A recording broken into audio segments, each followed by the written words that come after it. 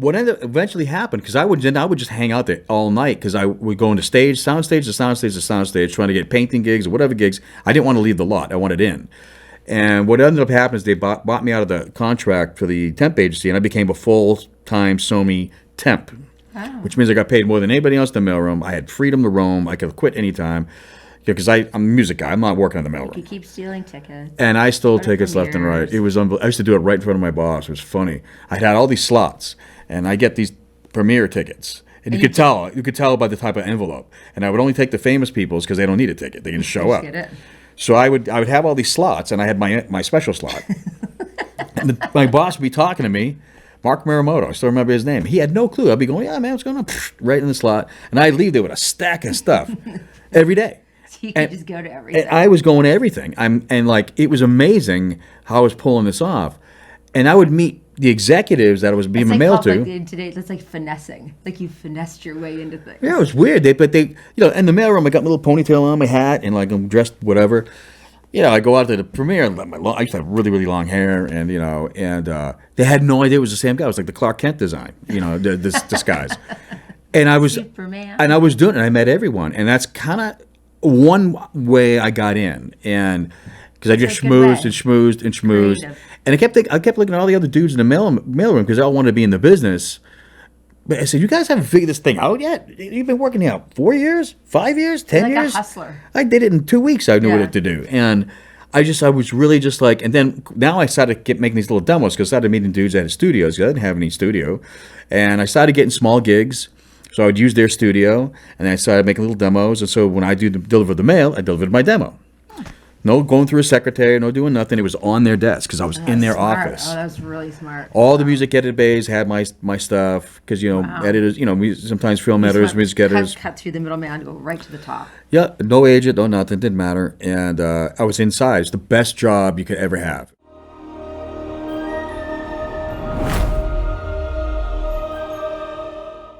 So Shawn, you've been one of the most successful music composers of our time. Do you want to tell us a little bit how you got here? I've been in the business for about 40 years. I started really young. I started like when I was 13 years old. And my career has kind of morphed over 4 decades.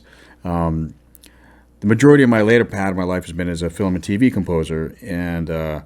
But it started out, basically just as a kid picking up a guitar. And it was simple as that. And, it was weird.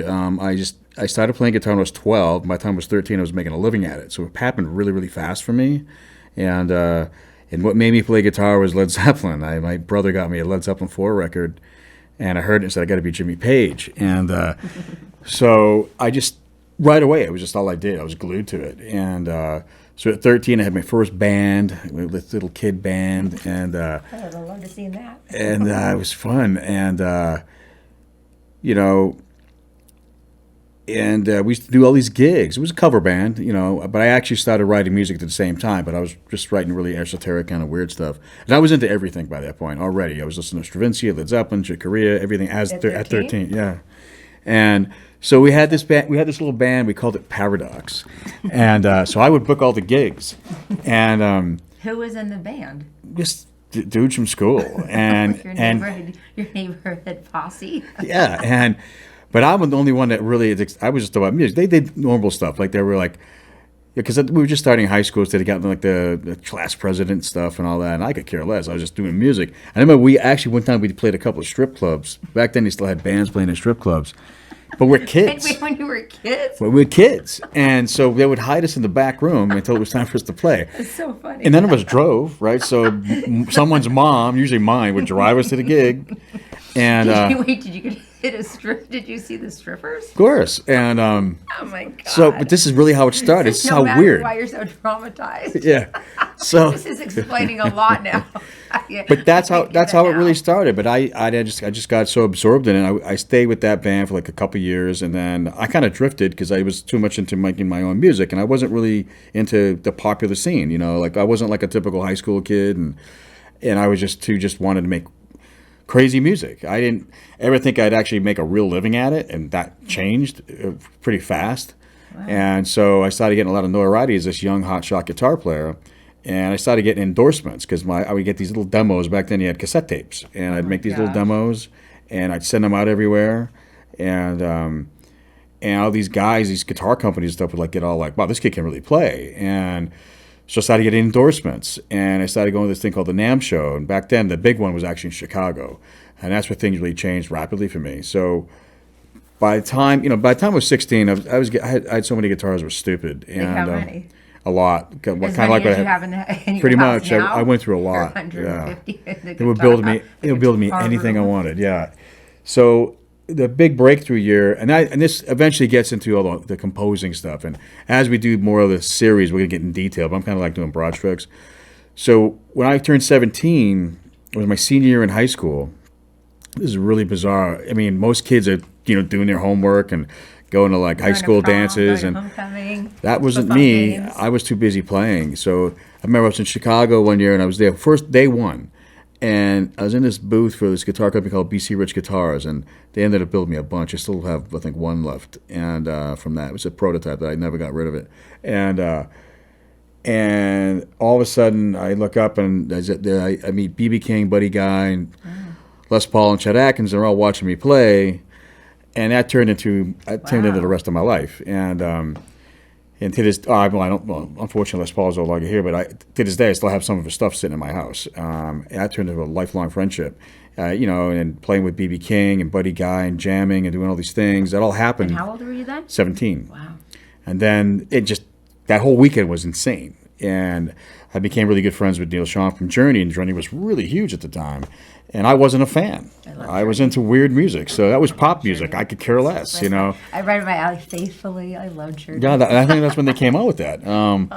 And so, I'm in and love. how I met Neil was great because he had a guitar company, and they were cool guitars, and like all these people like around him getting autographs, and I was like, I don't care. What's this guitar all about? So it kind of annoyed him because that's the best way to meet people is ignore them. And I wasn't doing it purposely, but I learned that later in life. 'Cause I've never been starstruck. For a guy to get a girl or a girl to get a guy, ignore them. Yeah, ignore It them. just parlays into various areas of Yeah. our life.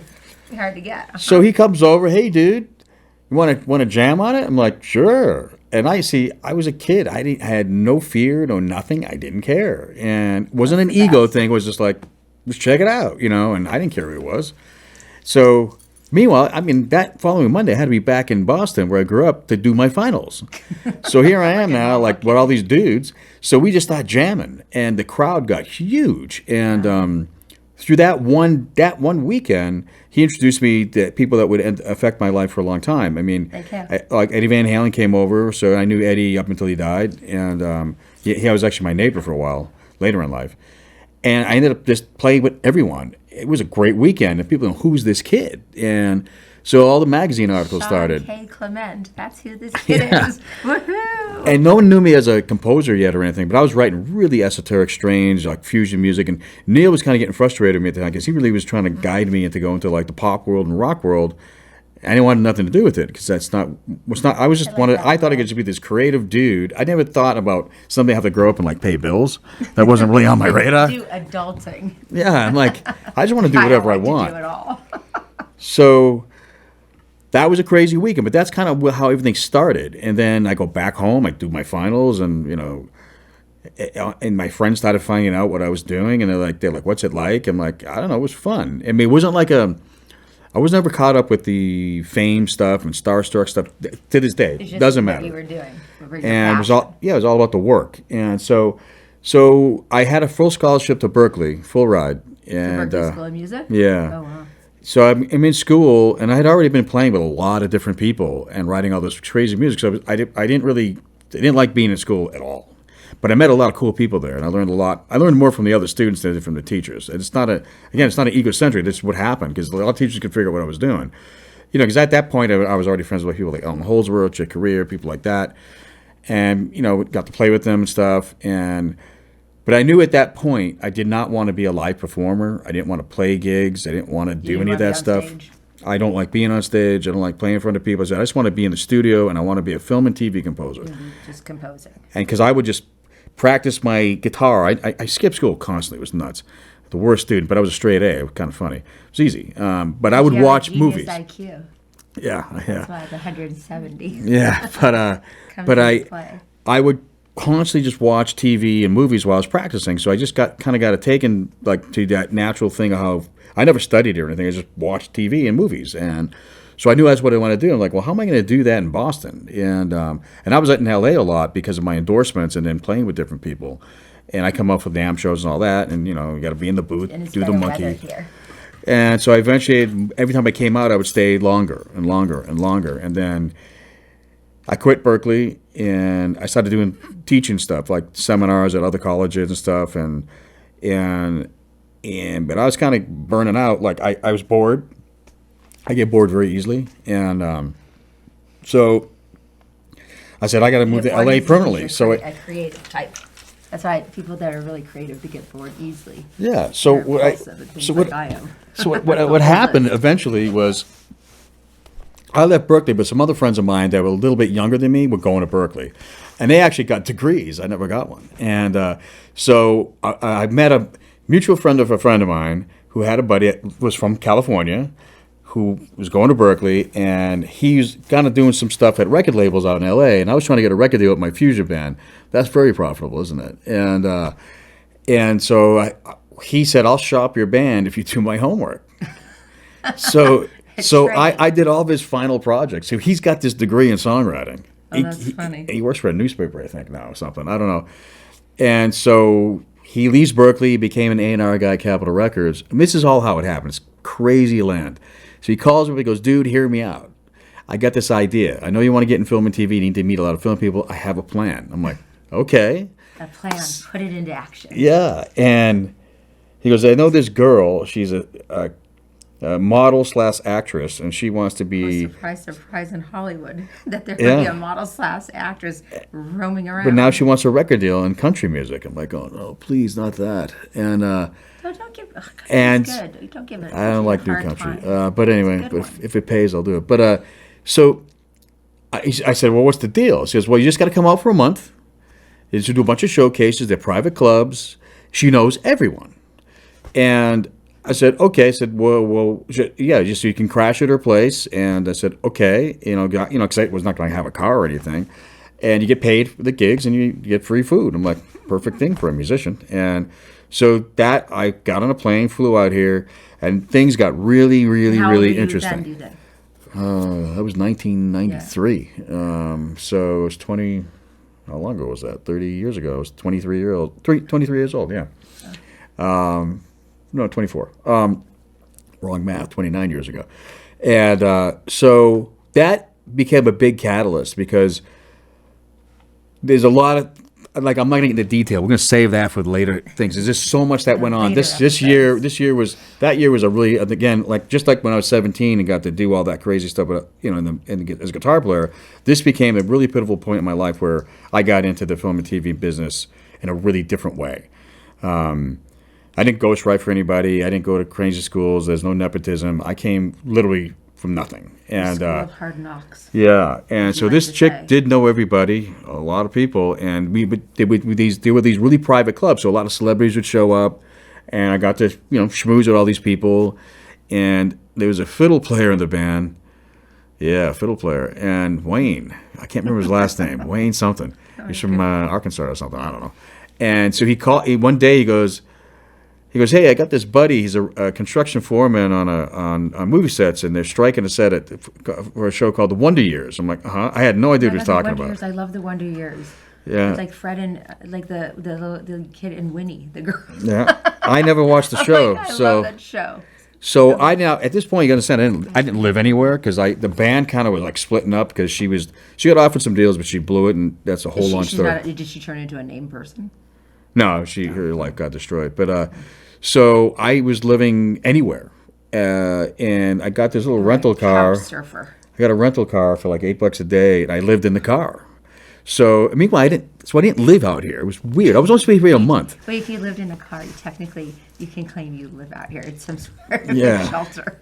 So I did this gig on the Wonder Years, and my first time on a movie set in my life, and so I'm all excited, like woo! And it paid a whopping $10 an hour, and my job was so bad, like that was a stationary set, so like the school scene was like a real school. I mean, it had linoleum floors and all the stuff, but it was stationary because they shot that. That show was on the air for a long time. I love that show. So my job was, one dude had a blowtorch and would melt the floor, and I'd scrape it off. Talk about a health hazard. That's cancerous. And I only had one pair of shoes. I had these sneakers, and they kept melting to the floor. I'm like sticking around. I'm like, oh, this sucks, And You were willing to start at the beginning. You I had no choice. I'm like, but I had a blast because I'm like, this is exactly what I want to do. I like that's why you're self-made. Yeah, and so what was interesting, where it was in Culver City. It wasn't on a movie lot. It was like some kind of warehouse area, and kitty cornered was Hustler magazine. So, and so they had all these flats on the set, and Hustler wanted them because they could use them as backdrops for their photo shoot. So I always volunteered to bring them over. And so I met a lot of different people at them, and I was on that gig for like 2 or 3 weeks, and in the middle of that, I was getting other gigs. There was a guy named Jeff Skunk Baxter who used to work for my dad's shop when I was a little kid, and he became really famous. He played with Doobie Brothers, Steely Dan, you name it. And did you say your dad gave guitar lessons to someone?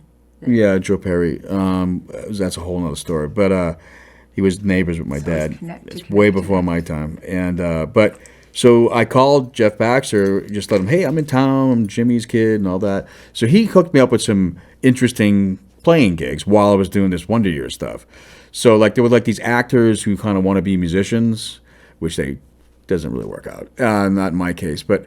So I was working with Don Johnson and Harry Dean Stanton. It was crazy. And we were playing these private clubs. And wait, Don Johnson wanted to be a musician? Yeah, he had a band. He had a band. And was he any good? No. And maybe it turned out better for him, but he did later on. Thank God for Miami Vice. That's all I can say. But then I worked with Harry Dean Stanton a bit, and he was more of like kind of like a honky tonk kind of. It was interesting. So I was doing those kind of things. So I was doing these little side gigs. Meanwhile, I was only supposed to be here a month. Then one thing led to another. So I was doing this for a while, and then I got this. I don't know how this happened. I really still don't know how this happened. I kept thinking about it. Somehow I got hooked up with ATV Music, and that was Michael Jackson's publishing company. And at that time, Michael had apparently cut this deal with Sony Pictures, and it was like, well, not just Sony, it was Sony, because it was this record deal. I think that's when he bought the Beatles catalog. Then he had a movie deal, TV deal, and somehow I got in. I don't remember how I did it, but I got a meeting because he didn't have like people to like score his movies and TV shows. He had songwriters, things like that, but it's a whole new venture. So somehow I got in, and I didn't have a demo. I had nothing. Sure, you. So I get the meeting, and it's going forward, and it's like. Meanwhile, I'm like, I started doing extra work on movies, like, getting $60 a day and free food. Like, I'm like, and I was crashing. Like in the background? Yeah. But I would still go and talk to the producers, directors. I had nothing. I had no demo. I had no experience. And was this before your whole doing the mail at Sony? No, yeah. Oh, wow. Yeah. And so I was staying at a buddy's of mine in Hermosa Beach. He had like a one-bedroom apartment, so I stayed on his futon. And so then I get this call while I'm trying to hope that this Michael Jackson thing's going to happen, like, and my career is going to be incredible, right? But meanwhile, we're just waiting for contracts to be signed, and I'm starving. I mean, I got nothing going on. So I get a call from a guy that I met on the Wonder Years, and he kind of forgot how he actually knew me on that show, because I was just a grunt. I was a nobody. He thought I was like an artist, like a painter and stuff, and. So he calls me, and his name was Jay Burkhart. I still remember his name. And he says, hey, I'm working on this Michael Jackson video. I'm like, wow, this is wild. Hey, we needed like a scenic artist. You up for it? I'm like, yeah, man. I don't know what a scenic artist is. I had no idea.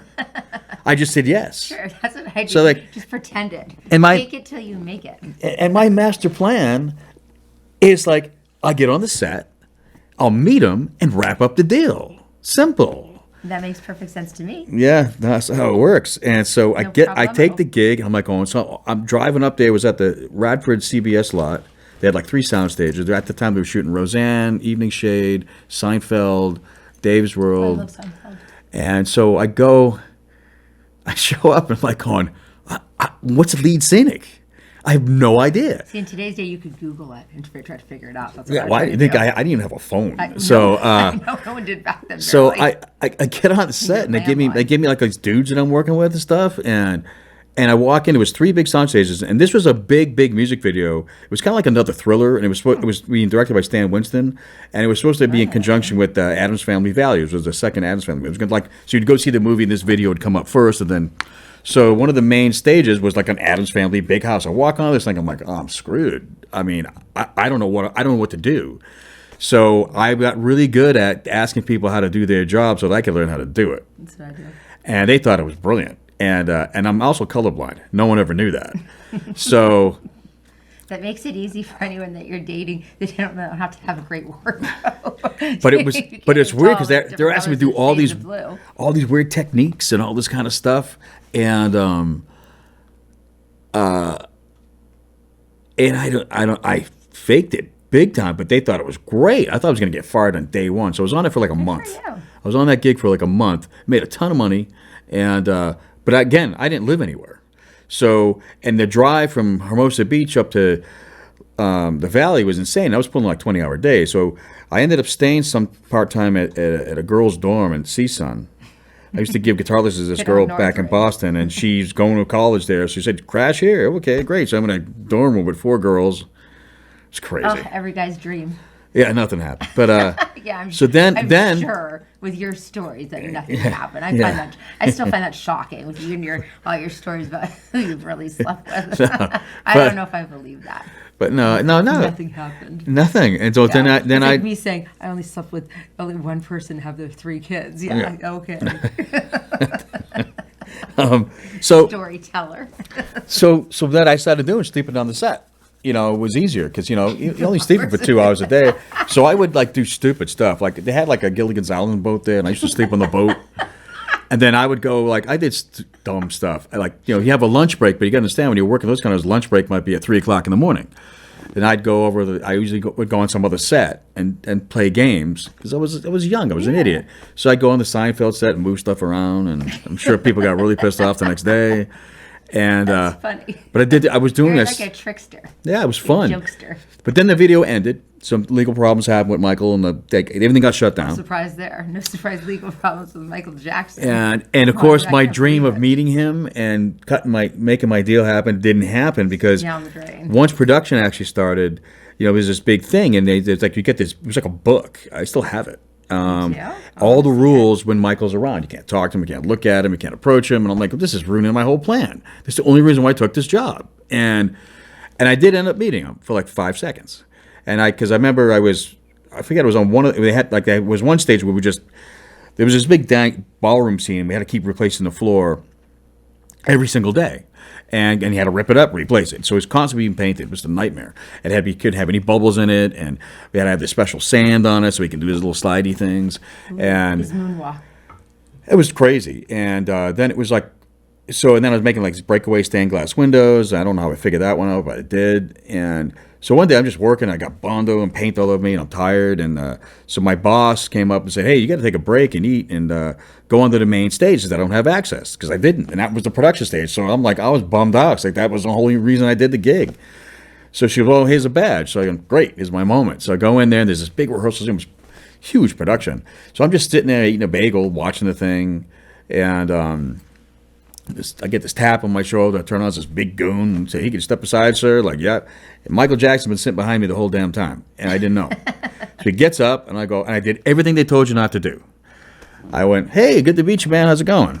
You talked to him. You can't do that. And he was fine. He was fine. And I guess he was saying he wasn't feeling good or whatever, so he was leaving. But I didn't know that what happened was there was the legal problem. And the next day, the whole thing was shut down. My deal fell through. ATV got gone. Everything went bad. And like on. But this was probably 8 months into being a 1 month gig. I mean, so I'm already doing that. And then I turned into Scenic Guy. And then I did a Nirvana video after that. And then a Hot Shape Box. And then I did a Budweiser commercial. And I'm like it was all fun. I was meeting all kinds of people. But at the same time, I'm like, wait a minute, I came out here to do film music, and I'm not a painter. I mean, this is not what I do. I mean, And I wasn't playing in any bands at that point because I was too busy on these sets. It was consuming. So I said, it's time to go home. I'm sick of the same bag of clothes and the guitar. And Did you just have one bag of clothes? that's it. And Not all your like 3,000 T-shirts you have now. and I finally was able to pay off the rental car because part I skipped is that whole time this rental car that I was renting, I had an accident with it, and I ran into a Mack truck, and so I couldn't take the car back, and because I couldn't get it fixed, and I couldn't afford the rental. So after these videos, I had enough money to fix the car, pay off the rental, which was even at $8 a day. When you rent it for like 8 months, it gets expensive. Oh, yeah. So I paid everything off. I said, I'm going back to Boston. I have to move back here permanently. And during that time, I met a dude, Tommy Costa Jr., and we became really good friends. And so we made a plan. I'm going to move back in January, and we're going to move in together in Studio City. And he went on to co-write Slim Shady later in life. And Slim Shady? Yeah, he co-wrote that. And so I go back to Boston, break up my girlfriend. Which one was this? A girl named Suzanne. Oh, yeah. I was dating her like when I was number one. Yeah, no, 2. She was number 2. She was the number 2. And so it was like, that's it. I'm going to LA. I have to. That's Follow it. your dreams. And so I pack up my little Toyota Corolla hatchback and a bunch of guitars, amps, whatever clothes I had. And a good friend of mine, another Shawn, said, I'm driving with you because I'm famous. As we go through this whole cycle, I have stories that follow me all the time. I get in situations that nobody gets in. So he was all excited, like, dude, we're going, man. Cross country, we're probably going to meet aliens and stuff. And oh, my God, that's so funny. so I'm like, yeah, let's do it, man. It was pretty uneventful. And so we would drive. It was fun. We had a good time, but nothing crazy happened, until we're in Vegas. It's funny when you drive cross country, especially when you're a kid, because it doesn't matter. Hey, it's just 400 miles out of the way. Cool. Now I'm like, if it's 5 miles out of the way, I'm not going. And so we're in Vegas. We're in Vegas, and I don't have any money. I mean, I'm not going to gamble. Even when I had money, I didn't gamble. But it was fun. We'd never been to Vegas before, and it was fun. And so, long story short, we leave Vegas. We're on our way to L.A., and the Northridge earthquake hits. So I moved here the day of the Northridge earthquake. I think that was like 94. Yeah, this is 94. So that was 94. Yeah, I remember that. So I'm like, and he's all bummed out because he's like, man, I wanted to feel it. I said, dude, you're flying back home. They're moving here. I got no place to live. Wait, what did he say? He wanted to feel this? He wanted to feel the earthquake. He always wanted to feel one. I said, yeah. Okay. I'm like, I don't care. My dad's girlfriend at the time, her in Santa Monica, her floor fell from one floor into the next. Well, floor. a lot of stuff happened. It was a bad one. That's not. I said I want to feel an earthquake. Let's go to California to feel the earthquakes. So we roll the hurricanes. We roll into town, and I'm like going, and it looked like Beirut. I mean, there were cars upside down in the driveways. I mean, it was bad. I'm like going, this is not a good situation for me. I mean, I have no place to go. I mean, and so we go to my would-be apartment, and the building was there, but it was evacuated. I guess they had a gas leak or something. And I have no way to get a hold of my roommate because I didn't have a phone. I had nothing. I mean, I really had nothing. And so I'm like, well, what am I going to do? I mean, I don't have any cash. There was phones. I remember. No, there were. They were like big bricks and stuff. Yeah, like the huge ones. And you're right. I'm like I'm looking at Shawn. What are we going to do? I said, well, let's go see if a payphone works. They still had payphones back then, right? So we go to this. We found a payphone. We look across the street, and there's the guy Colin, who's the guy that got me the gig in the country gig a year before. What are the odds? So we go, dude, and he goes, follow me. My place is destroyed. I got a place to stay. I'm like, cool. So I follow him, and we go to this. Show up at this house in Van Nuys. And I'm like, and my brain's going like, I'm screwed. I got no gigs. I mean, everything was shut down, right? Like, what am I going to do? So we go to this house, and it's all full of girls and a bunch of cats. And I'm massively allergic to cats. And there's just one dude, and he's got a bunch of guns because people were looting. So I'm in this. What are cats there for? I don't think he owned a lot of cats. I don't know. So I'm in this house with these girls, cats, and a guy with guns. And I'm like, oh, this is not what I envisioned. And he's up against the door because in case someone comes in, I'm like, all right, I'm not having a good time. And I'm just not having a good time. And so my friend, who still works for... You didn't like the girl-cat scenario? So you're not going to put that on your bucket list? No. And so he was working for a company called Bose. He still does. He's been there for all this time. He's had a great job. And but he found a way to get through on some kind of phone. I don't know how he did it. I never remember. So he was able to get through to his parents and stuff, let them know we're not dead. And somehow we got a hold of my roommate, and he was up north. His parents live up in the Bay Area. He said, "Yeah, I'll be back next week." I said, "What am I supposed to do?" And there's no keys. There's nothing. I had nothing. So this went on for a week. I stayed at this house for a week, and eventually they got some way to make food, and they're making pancakes. And my allergies were going through the roof. I had bug eyes, and I wasn't enjoying it. And so eventually we got into the apartment, and all my gigs were gone. Like I had painting gigs and all that. And a NAMM show was coming up. They didn't cancel the NAMM show. At least I knew I was going to get some money there because I had to play for a couple of companies. But I had to start from square one. So, and by this time, all the like movie set stuff, they all knew I was full of shit. Because they knew I wasn't really a painter, and But how'd they find out? Because I got friends with everybody. I told them I really want to be a film composer and a musician. I let the cat out of the bag. No pun intended. It was a hand out with a bunch of cats. It takes off, right? So now I get these gigs. This is so bad. They're like these soft porn shows, like late night Showtime, compromising situations. So I get this gig, and it pays me like $80 a day. And at this point, it's like paint this wall, and they give me the bucket. And like, just paint that wall. So I'm doing this. So it went from like doing really, really cool creative stuff, like incredible intense stuff and having assistants, to paint this wall. And whatever was a job, and these shows are really, really bad. And I really learned Hollywood in a big way. The casting couch really does exist. I mean, these girls will sell their souls. It was really... It's kind of sad. But I was having my fun. Anyway, with that stuff.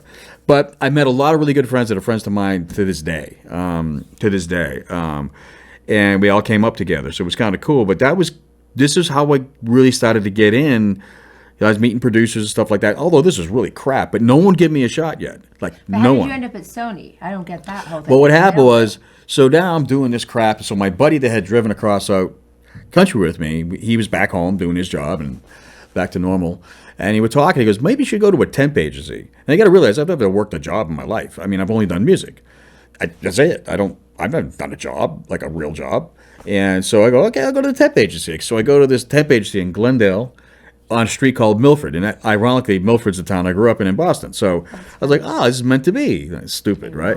So I go in there and they give me all these tests. And Oh, yeah, so, I take those. I took those. Yeah. yeah, so I go for my results and they go, you're not qualified to do anything. Because they ask you like spelling, you're the worst speller ever. They how you type fast. It was unbelievable. I said, "You said your typing test, you can only do 19 words a minute." I said, "Yeah, but there's no mistakes." So that's how you do on your phone still. and I'm like going, I can write you a song. I can write you a song. So I'm like, what am I going to do? So they gave me this job working in a vitamin plant. It was the worst job in the world, man. And it was like, when you go to the grocery stores, there used to be like in the takeout aisle, and they'd be like this little super vitamin pack, So my job was to glue that little thing onto the cardboard. That was my gig. And so I had a stack of those and a stack of the pills and a glue gun. And I had to glue it off and give it to the next person. Now, I'm working with a bunch of people. Nobody spoke English. So I couldn't have a conversation. So I'm just... And I had this boss, this big black dude, and he hated white guys. And I'm like, oh, this is not a good situation for me. So he'd be hovering over me the whole time. I swear to God this happened. And I don't care if you polka dotted or whatever. I don't care. This guy had a problem. And he kept saying, "Come on, boy, work faster, work faster. What's the matter with you, boy?" So I'm like gluing and gluing and gluing. I'm gluing my fingers together. I'm like going, "I'll just stick this glue gun up your ass, man." And I was like stressing out. I'm like, they only pay me $8 an hour. So I'm like, so I called up the temp agent and said, "Look, I'm out. I'm quitting. I can't do this. This is stressful." And This is stressful. I need money, but I'll go live on the street. I really don't care. And meanwhile, I got to come up with my rent of $400 a month in Studio City. And God, I wish rent was that these days. but that was a lot of money for me, and I had nowhere to get food. Nothing was bad. And so eventually they gave me this call. Hey, they have somebody for the day in the mailroom at Sony Pictures, just one day. And It was supposed to be just a one-day thing? it was a one-day gig. So I said, great. So I'm on a movie lot. Cool. So I go down there, and this is how things really got crazy. Like, it's amazing how this happened. Everybody's story is so different. Mine's really different. And so I go down there one day, and so they're training me, and you got all the little slots and all that, and like, I'm only there for a day, so it's not really a big deal. So if I screw up, it's not a big deal. So I get this thing called an inter-office envelope, and was nothing on it. So I go to my guy that's training me. I go, "What do I do, Rich?" And he goes, "We got to open it up and see what's inside." I'm like, "Okay." So I open it up. There's a bunch of rap party tickets for Married with Children. And I used to have a big crush on Christina Applegate. I think a lot of dudes did. And And he goes, oh, well, he goes, oh, just put it back in, stick it over there, and, that's it. I'm looking at him going, are you nuts? I'm stealing this. Of course. And so, of course, I did. And I definitely went to that party. And so I get home from my day of work, and I go to my room. I say, hey, feel like over to a party tonight, man? They're like, yeah, sure. And so we go. We have a great time. And I'm seeing some of the people I actually met that don't recognize me because I followed her around all night. Good for you. And I hovered over her all night, and she had this big-ass boyfriend, and I didn't care. And so I get home after. We got home like around midnight or so, and there was a call from the temp agency. They said they want you back for a week at Sony. So I'm like, awesome. So I'm back in the mailroom, and what eventually happened, because I would just hang out there all night, because I would go into soundstage to soundstage, trying to get painting gigs or whatever gigs. I didn't want to leave the lot. I wanted in. And what ended up happening is they bought me out of the contract for the temp agency, and I became a full-time Sony temp. Wow. Which means I got paid more than anybody else in the mailroom. I had freedom to roam. I could quit anytime. Because I'm a music guy. I'm not working in the mailroom. You keep stealing tickets. And I stole tickets left and right. It was unbelievable. I used to do it right in front of my boss. It was funny. I had all these slots, and I get these premiere tickets. And you could tell by the type of envelope. And I would only take the famous people's because they don't need a ticket. They can just show up. Get it. So I would have all these slots, and I had my special slot. And my boss would be talking to me. Mark Maramoto, I still remember his name. He had no clue. I'd be going, yeah, man, what's going on? Right in the slot. And I'd leave there with a stack of stuff every day. So you could just go to everything. And I was going to everything. It was amazing how I was pulling this off. And I would meet the executives that I was being mailed to. Today, that's like finessing. Like you finessed your way into things. Yeah, it was weird. In the mailroom, I got my little ponytail on, my hat, and I'm dressed whatever. I go out to the premiere, and I used to have really, really long hair, and they had no idea it was the same guy. It was like the Clark Kent design, this disguise. And I was Superman. And I was doing it, and I met everyone, and that's kind of one way I got in, and because I just schmoozed and schmoozed and schmoozed, creative. And I kept looking at all the other dudes in the mailroom because they all wanted to be in the business. But I said, you guys haven't figured this thing out yet? You've been working here 4 years, 5 years, 10 years? Like a hustler. I did it in 2 weeks. I knew what to do. And I was really just like, and then now I started making these little demos because I started meeting dudes that had studios because I didn't have any studio. And I started getting small gigs. So I would use their studio, and then I started making little demos. And so when I deliver the mail, I delivered my demo. No going through a secretary, no doing nothing. It was on their desk because I was in their office. Oh, that was really smart. All the music edit bays had my stuff because editors, sometimes film editors, music editors. Cut through the middleman to go right to the top. Yeah, no agent, no nothing, didn't matter. And I was inside. It's the best job you could ever have. And so Think about guys and girls out there. What started happening is I started getting small gigs. So I was doing a bunch of soap operas. And then I did some stuff at Showtime as a musician, not painting walls, watching naked girls. A couple Playboy movies, all while I was in the mailroom. And by this time I had 2 bands. I had a cover band, and then I had my fusion band because my buddy from back east moved out, and we put the band back together, so to speak. And so but when you're young, it was burning the candle. I mean, I would stay up 3-4 days in a row. No drugs. I didn't do that crap. And but it was crazy, but you could have the energy. So I started getting burnt out, so eventually I just quit the mailroom. And I thought, I'm going to be fine. Things are rocking. So I quit the mailroom, everything stopped. No work. And I'm like, I made a mistake. Because the mailroom was a sweet deal. You got paid vacation days, sick days, health insurance. I'm like, tickets to everything. So I still was able to get tickets to everything because what I did is there was these access. There were these there was these access. Well, I've done that before too. That's a great story. But you had these access badges to get through the gate so you could get in and park. Well, I stole a bunch of them. That's so smart. I still, even when my career happened, I still had cards that were working. So I would always just go to the lot. And I used to, when I still had my bands, I would do all my print out all my flyers and all that. I'd use Sony to do it because it was free. And I had friends in there would pick it up at because I was living in Beverly Hills after that. And they'd pick it up and deliver it to the mailroom, mail it. I had it all going on. You had a system. It was insane. And but so I quit Sony and no gigs. I'm like, oh shit, I screwed up, man. What am I going to do? But a month goes by and I get a call from Sony, and it was a movie. I think it was like No Way Back or something like that. Some brand new actor from Australia that no one knew, Russell Crowe. Oh wow! And this movie was horrible. And but is he so good looking in person? I don't know. He's cute. It's not important. He doesn't look cute now. He's fat as a whale right now. Don't say that. No, he Don't is. fat shame him like you do your poor dog. So I get this call, and it was for a trailer. They wanted me to do the movie. It was a trailer for the movie, and they were looking to license a song called "More Human Than Human" by White Zombie. And I guess they wanted like $50,000 for the license. And this is when they still had VHS tapes, so it was going to be on the VHS tape.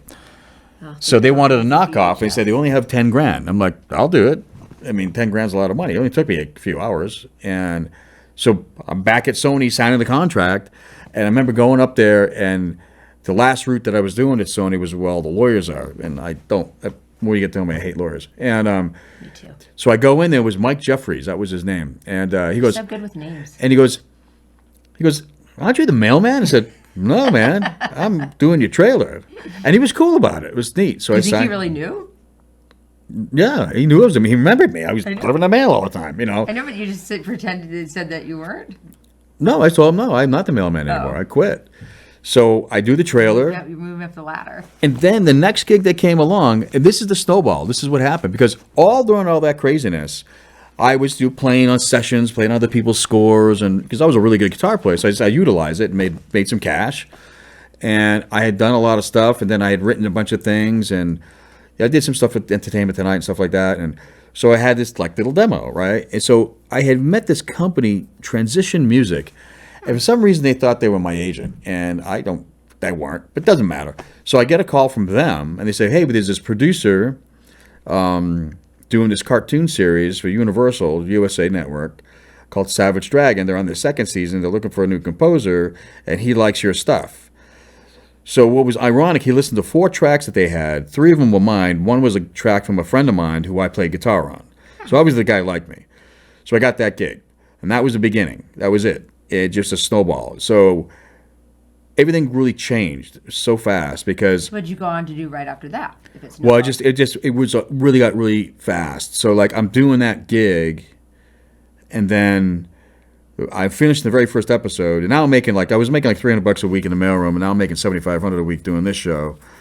And still living with 2 roommates. The guy that I grew up cross country with, he eventually moved out here, and I moved in with him and his girlfriend. And now they're married 25 years. Pretty wild. Wow. And so I finished the very first episode, and a buddy of mine comes over, and he's on the way to an audition. This guy named Anthony Head. And I had a writing partner, too. We do a lot of stuff together. We were a dynamic duo, and we were crazy lunatics. And so I met Anthony through this guy, and so he was kind of lived near me. So he stops at my house, and he goes, "Hey, what are you doing?" I said, "Well, I'm doing this cartoon thing called Savage Dragon, and that music is more like kind of like a Nine Inch Nail-ish kind of thing, kind of more industrialist stuff."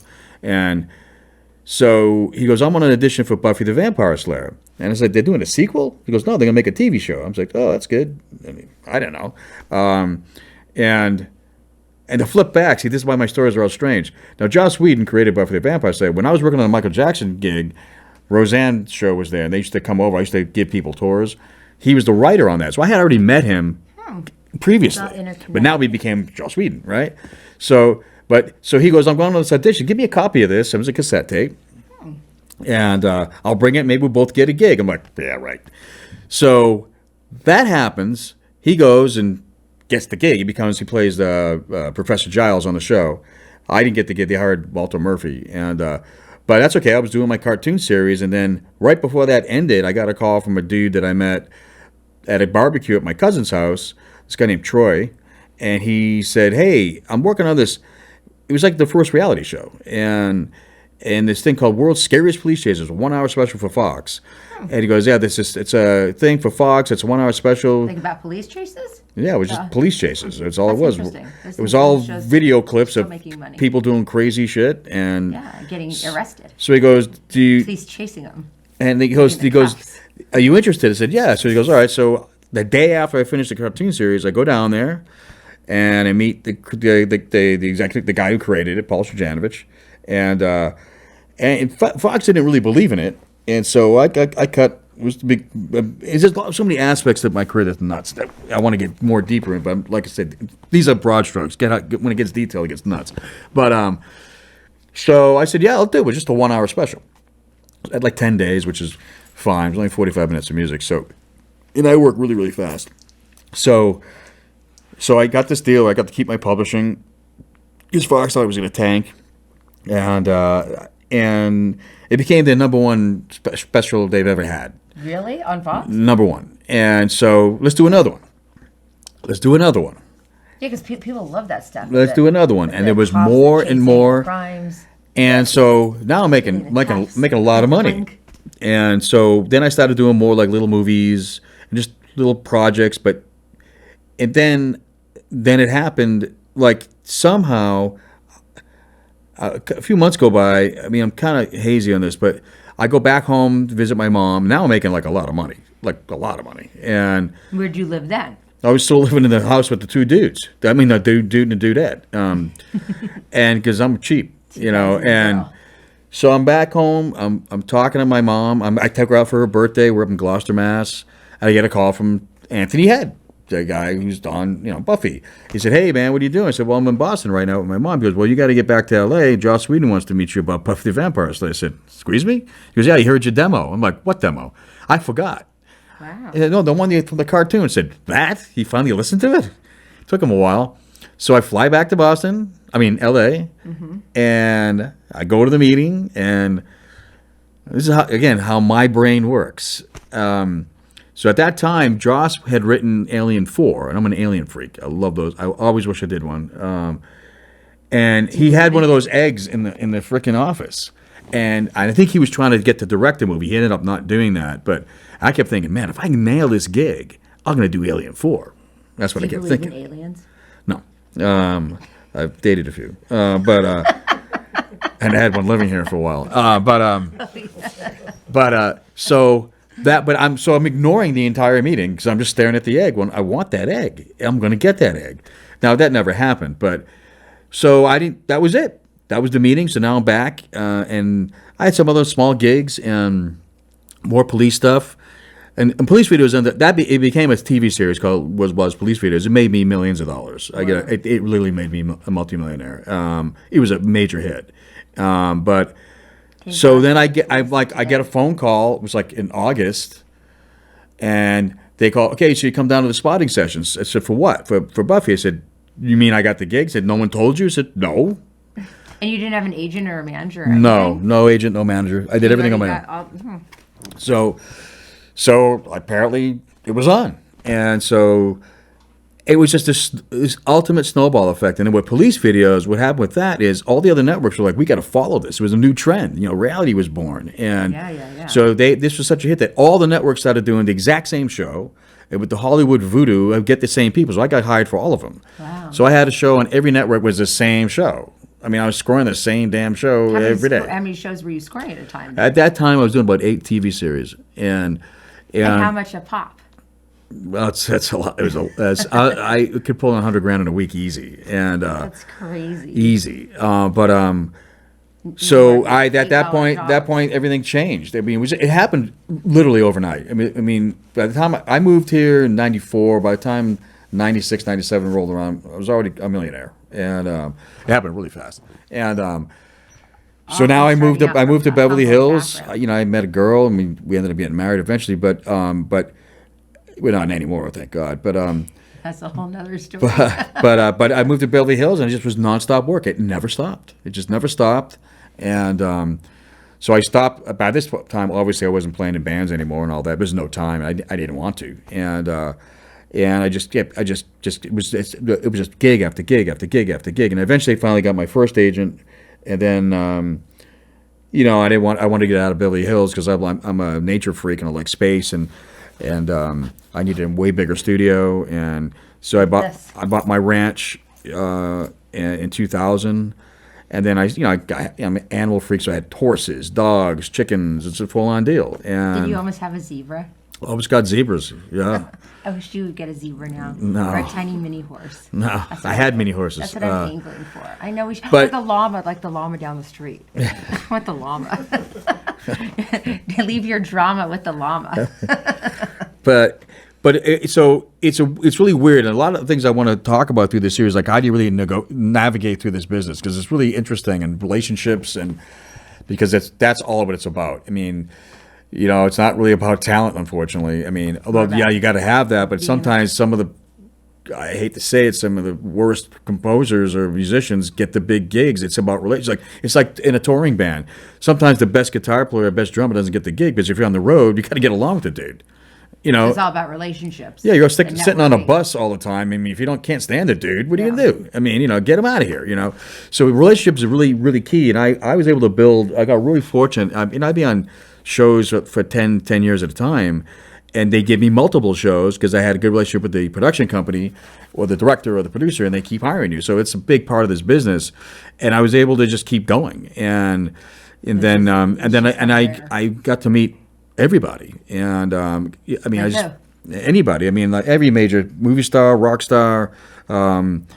Just it was like easy going. I'm not starstruck. I don't ask for anything. I don't take pictures with anybody. I've never asked for autographs ever, unless it's signing a check. Because you're real. And it's annoying because they like it, but and I went through a phase of that where I was getting fan mail and stuff because of TV shows, because all those shows are kind of cult shows, and it's kind of fun. Like a fan following. I had this one thing that happened. It was crazy when I was doing Buffy. They released this book. And they put my address in it. Oh. So this address here? No, it's in Beverly Hills. And so my girlfriend was not too happy about this. Who was your girlfriend? Was that? The one I ended up marrying. But because these young girls would be knocking on my door.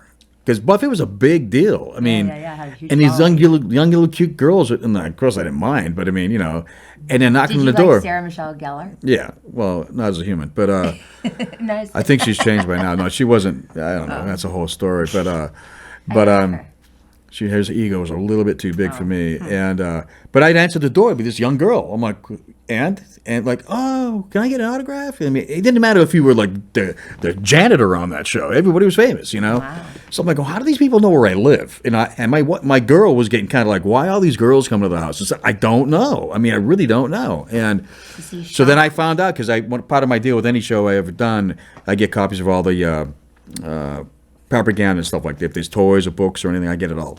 And so I get the book, and I'm looking at it and going, oh, you got to be kidding me. So I had to go to Fox and say, you guys got to fix it, because I can't have people coming to my house. My phone number's in there. My email address was in there. Wow. And you could add a stalker. You never know. I mean, so that was, but it was kind of flattering. But after a while, you kind of go, I'm kind of over this, because I'm a really private person. I don't really dig being in the public at all, just because I don't. I don't go to big places. I just like staying in my house. Or your studio.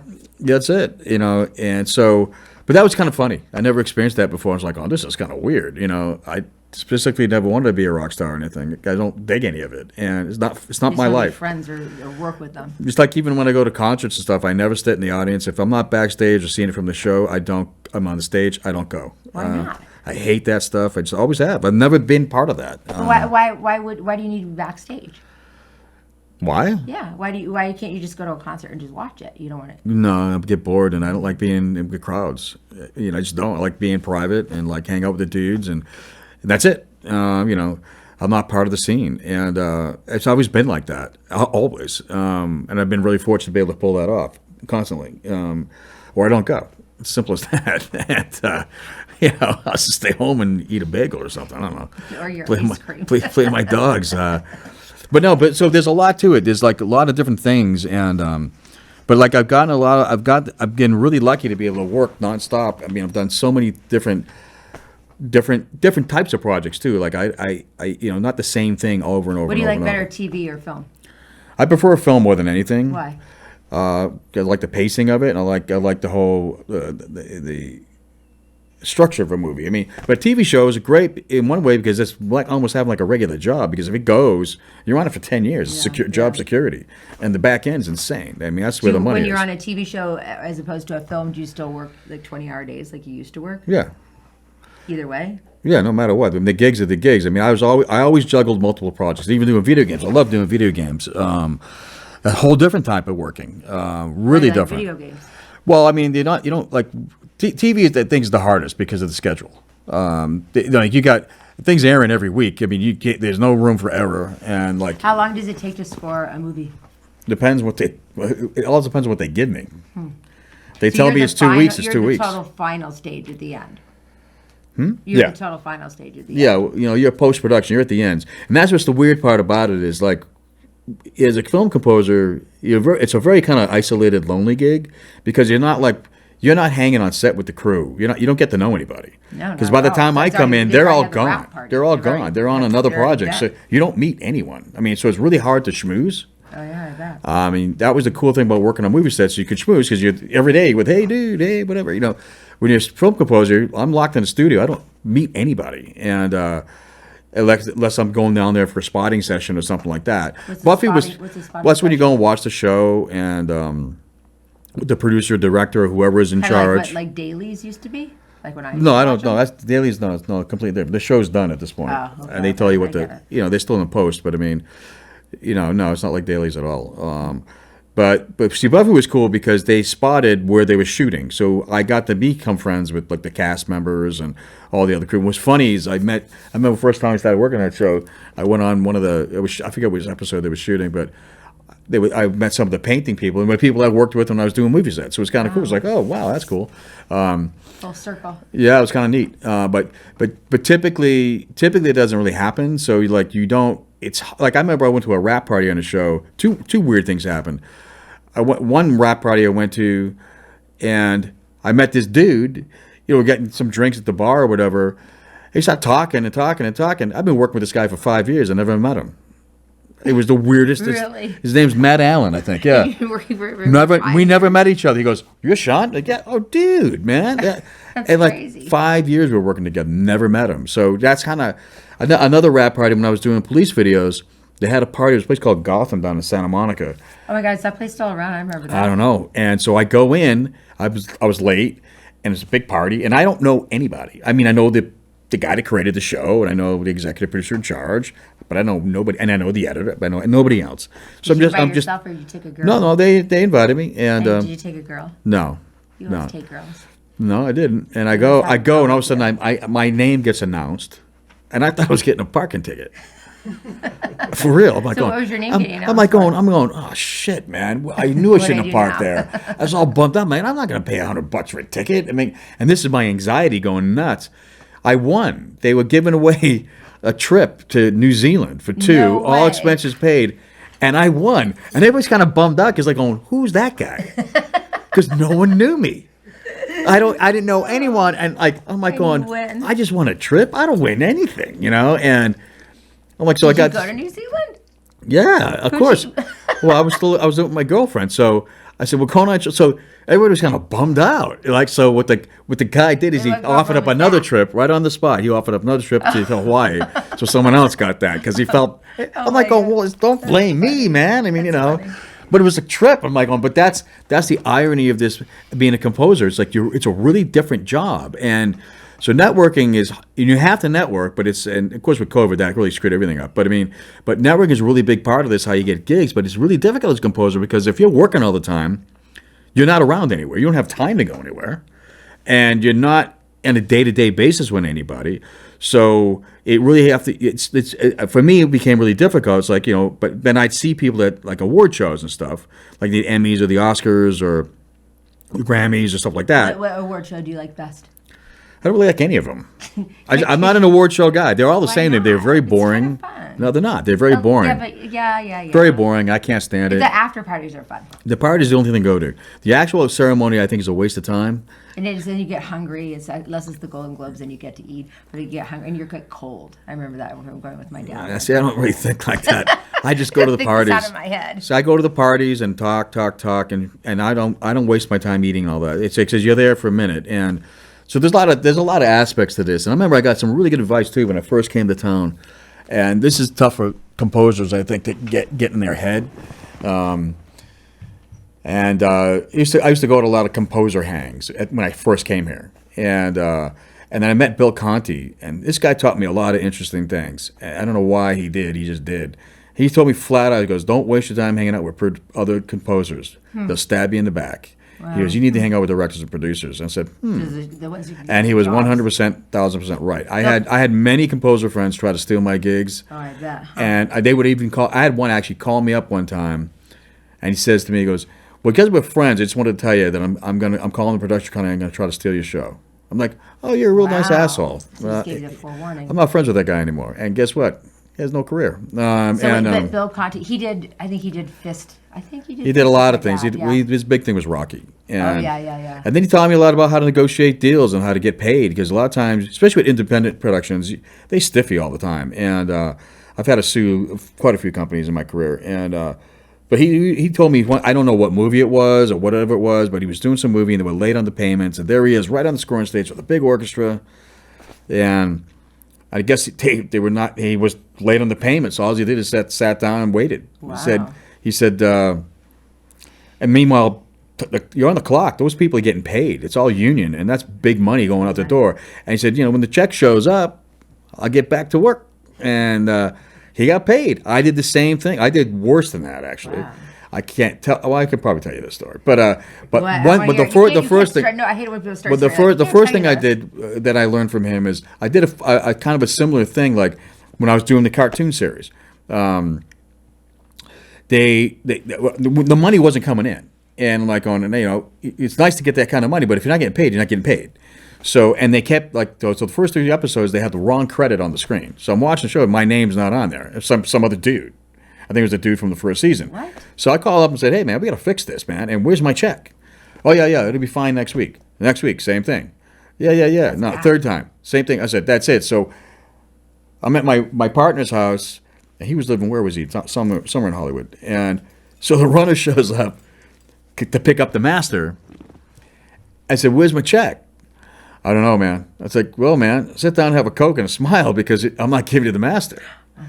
And he goes, oh, he was afraid of getting fired. I said, well, get your boss on the phone. So they get him on the phone. Yeah. I said, hey, man, I need the check. I mean, I'm not going to hand over the match. It's the third week in a row, man. And I didn't care. I mean, I needed the money, but I didn't care about getting fired. So this kid's sweating it. He thinks he's going to get fired, right? And he might have. I don't know. Not my problem. And so the guy goes, well, make some phone calls. I said, but just give us the master. We'll promise you get the check. So you've been promising that for 3 weeks.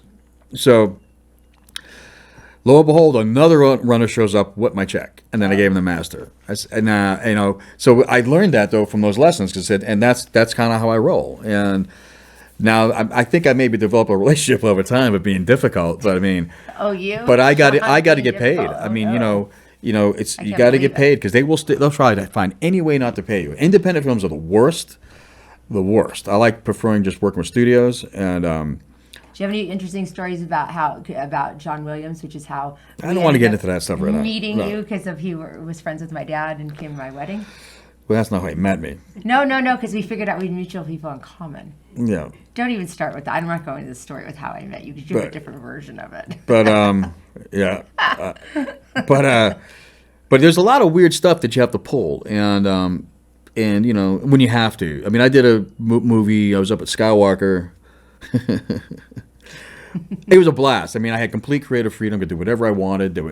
Literally, they just gave me full reign. And I actually controlled all the post-audio. So I was handling sound effects, special effects. I mean, all sound stuff, though. Audio, ADR, everything. It was a weird gig, but, I don't think I'd ever do it again. And then, of course, doing the score, great big orchestra. It was nice. I was up there for a long time. But the production company was out of Taiwan. And they were difficult. They were not paying anybody. They even tried to stiff Skywalker. Wow. I remember they owed him like $500,000, and I go, "What are you guys going to do?" He goes, "We just won't give them the master print," and that's exactly what happened. They missed their premiere. Wow.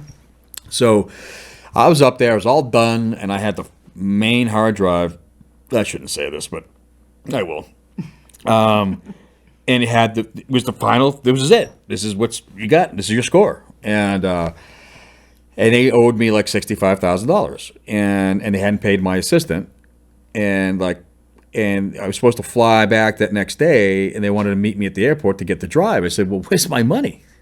"Oh, you'll get it." I'm like, "No." Oh, no. No. I want my money. I'm not even going to fly back. And they were just. And so the director that got me on the gig was his project. He's the one that kind of wrote it, and he's a producer on it. And there were 2 directors, but this was his baby. It took him 14 years to get this movie made. I said, "Dude, you got to stick up for me, man. You got to take care of your guys, Yeah, don't worry about it, man." Like, yeah, no, I'm going to worry about it. So So we're all. I had like Skywalker's really cool. Like there's like these themed rooms and stuff where you stay. But What do you mean mine, themed rooms? like you had the Orson Welles room, and you had the blah blah. I had the John Ford room, which was actually like a 2-bedroom cabin. Wow. So I had the best room, but like the director was all mad because he had the Orson Welles room. Goes, I got this small little room, man. There's a bunch of magic shit in it, right? That's cool. And I had my own little cabin, kitchen, fireplace, 2 bedrooms. And me and my assistant had it made, So we were all hanging out at my place, right? So we're all out there celebrating, it's the end of the gig and all that, and yada yada yada. And everybody's getting lit and stuff, and so I'm like mad because I want my money, and so. I did something that is What? I never heard completely the story. on another level. Like what? So I said, all right, I got an idea. So, and there was a dummy drive. We made a backup drive. That's the only reason why I did this. But nobody knew I had a backup drive. And so I went in the bathroom, and I took a leak into the drive. I pissed all inside the hard drive, all over it, everything, right? So I come... so I don't know how I came up with this idea. It's a master plan. But this is how you get paid in Hollywood, I guess. And so I come out and it's dripping, literally. Like Oh my it God. reminded me of Oh like Ghostbusters when they come out with the little things after they kill the first little ghost. And it's like oozing of. That's so disgusting. And the 2 directors are looking at me and go, here you go. And like, so the other director, Dan St. Pierre, he goes, dude, they're gonna know, man. I said, yeah, you're right. I should wash it out. So I took the drive and I put it in the sink. Right? Oh my God. Everybody's looking at me like I'm insane because it was. And I go, here you go. So I said, and you're giving it to them. So we show up. We flew into Burbank. We show up at baggage check, and they're waiting right there. These producer guys. And they're sitting right there. They want that drive. So Dan gives them the drive. I felt so bad for Dan. He was shaking. He was so nervous, right? Meanwhile, this is my would-be boss, right? I didn't care. I mean, next day I got my check. Because they plugged that thing in and it's exploded. And oh my God, I would have loved to have been there. I got my money. And so then I called up, Skywalker got the backup drive. And everybody got what they got, and everything's fine. But that's a good story. But I don't recommend people do that all the time. I mean, I was a little nuts, and but they were very difficult to work. The whole process of that film they were very, very difficult. They were like, dude, they don't understand how it works out here in L.A. Like they were trying to get me to change the AFM union contract. I said, I can't. It's this the deal. You got to go by their rules. I mean, you can't. And they were trying to negotiate with them, and like I don't know, they were nuts. They were crazy. They were pissing everybody off, and they were trying to stiff the orchestra. They would even stiff some of the actors, and we had some pretty big names on this thing. I mean, they were trying to like renegotiate their deal after they did their work. Like Sam Jackson, they were trying to not pay him. That's not a smart move, and they were doing that with a couple of the actors. So they were like just a really, really difficult.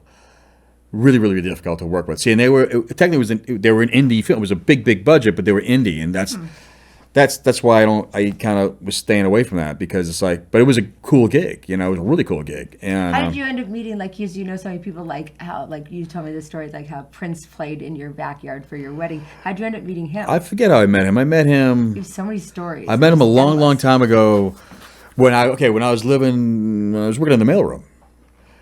My roommate at the time, his dad actually was one of the guys that started Prince out. Because his dad used to play for Santana. He was the music director for Santana for a long, long time. And his dad's a pretty big time dude. And so I guess what Tommy would tell me, like when he was a kid, he remember Prince coming over to his dad's house. It was like really early, obviously really early on in Prince's, early stages. Is it like when we were little fetuses? And well, not really, because he was about if he was alive, how old would he be? He'd be 60 probably, I think. When did Prince pass away? Do you remember? I can't remember what year, but he was only 50 years old. So did he pass away? Who's the one that passed away like around the same time that? I don't know. I'm not an obituary guy. But why did you become that? It's just nothing that interests me. But I met him. I originally met him through. We were at some club was down. It was on Sunset. It was one of those famous clubs, we have to be on the list and shit. And so I used to go to all of them. That Viper room. I had this really good way of getting in all these clubs.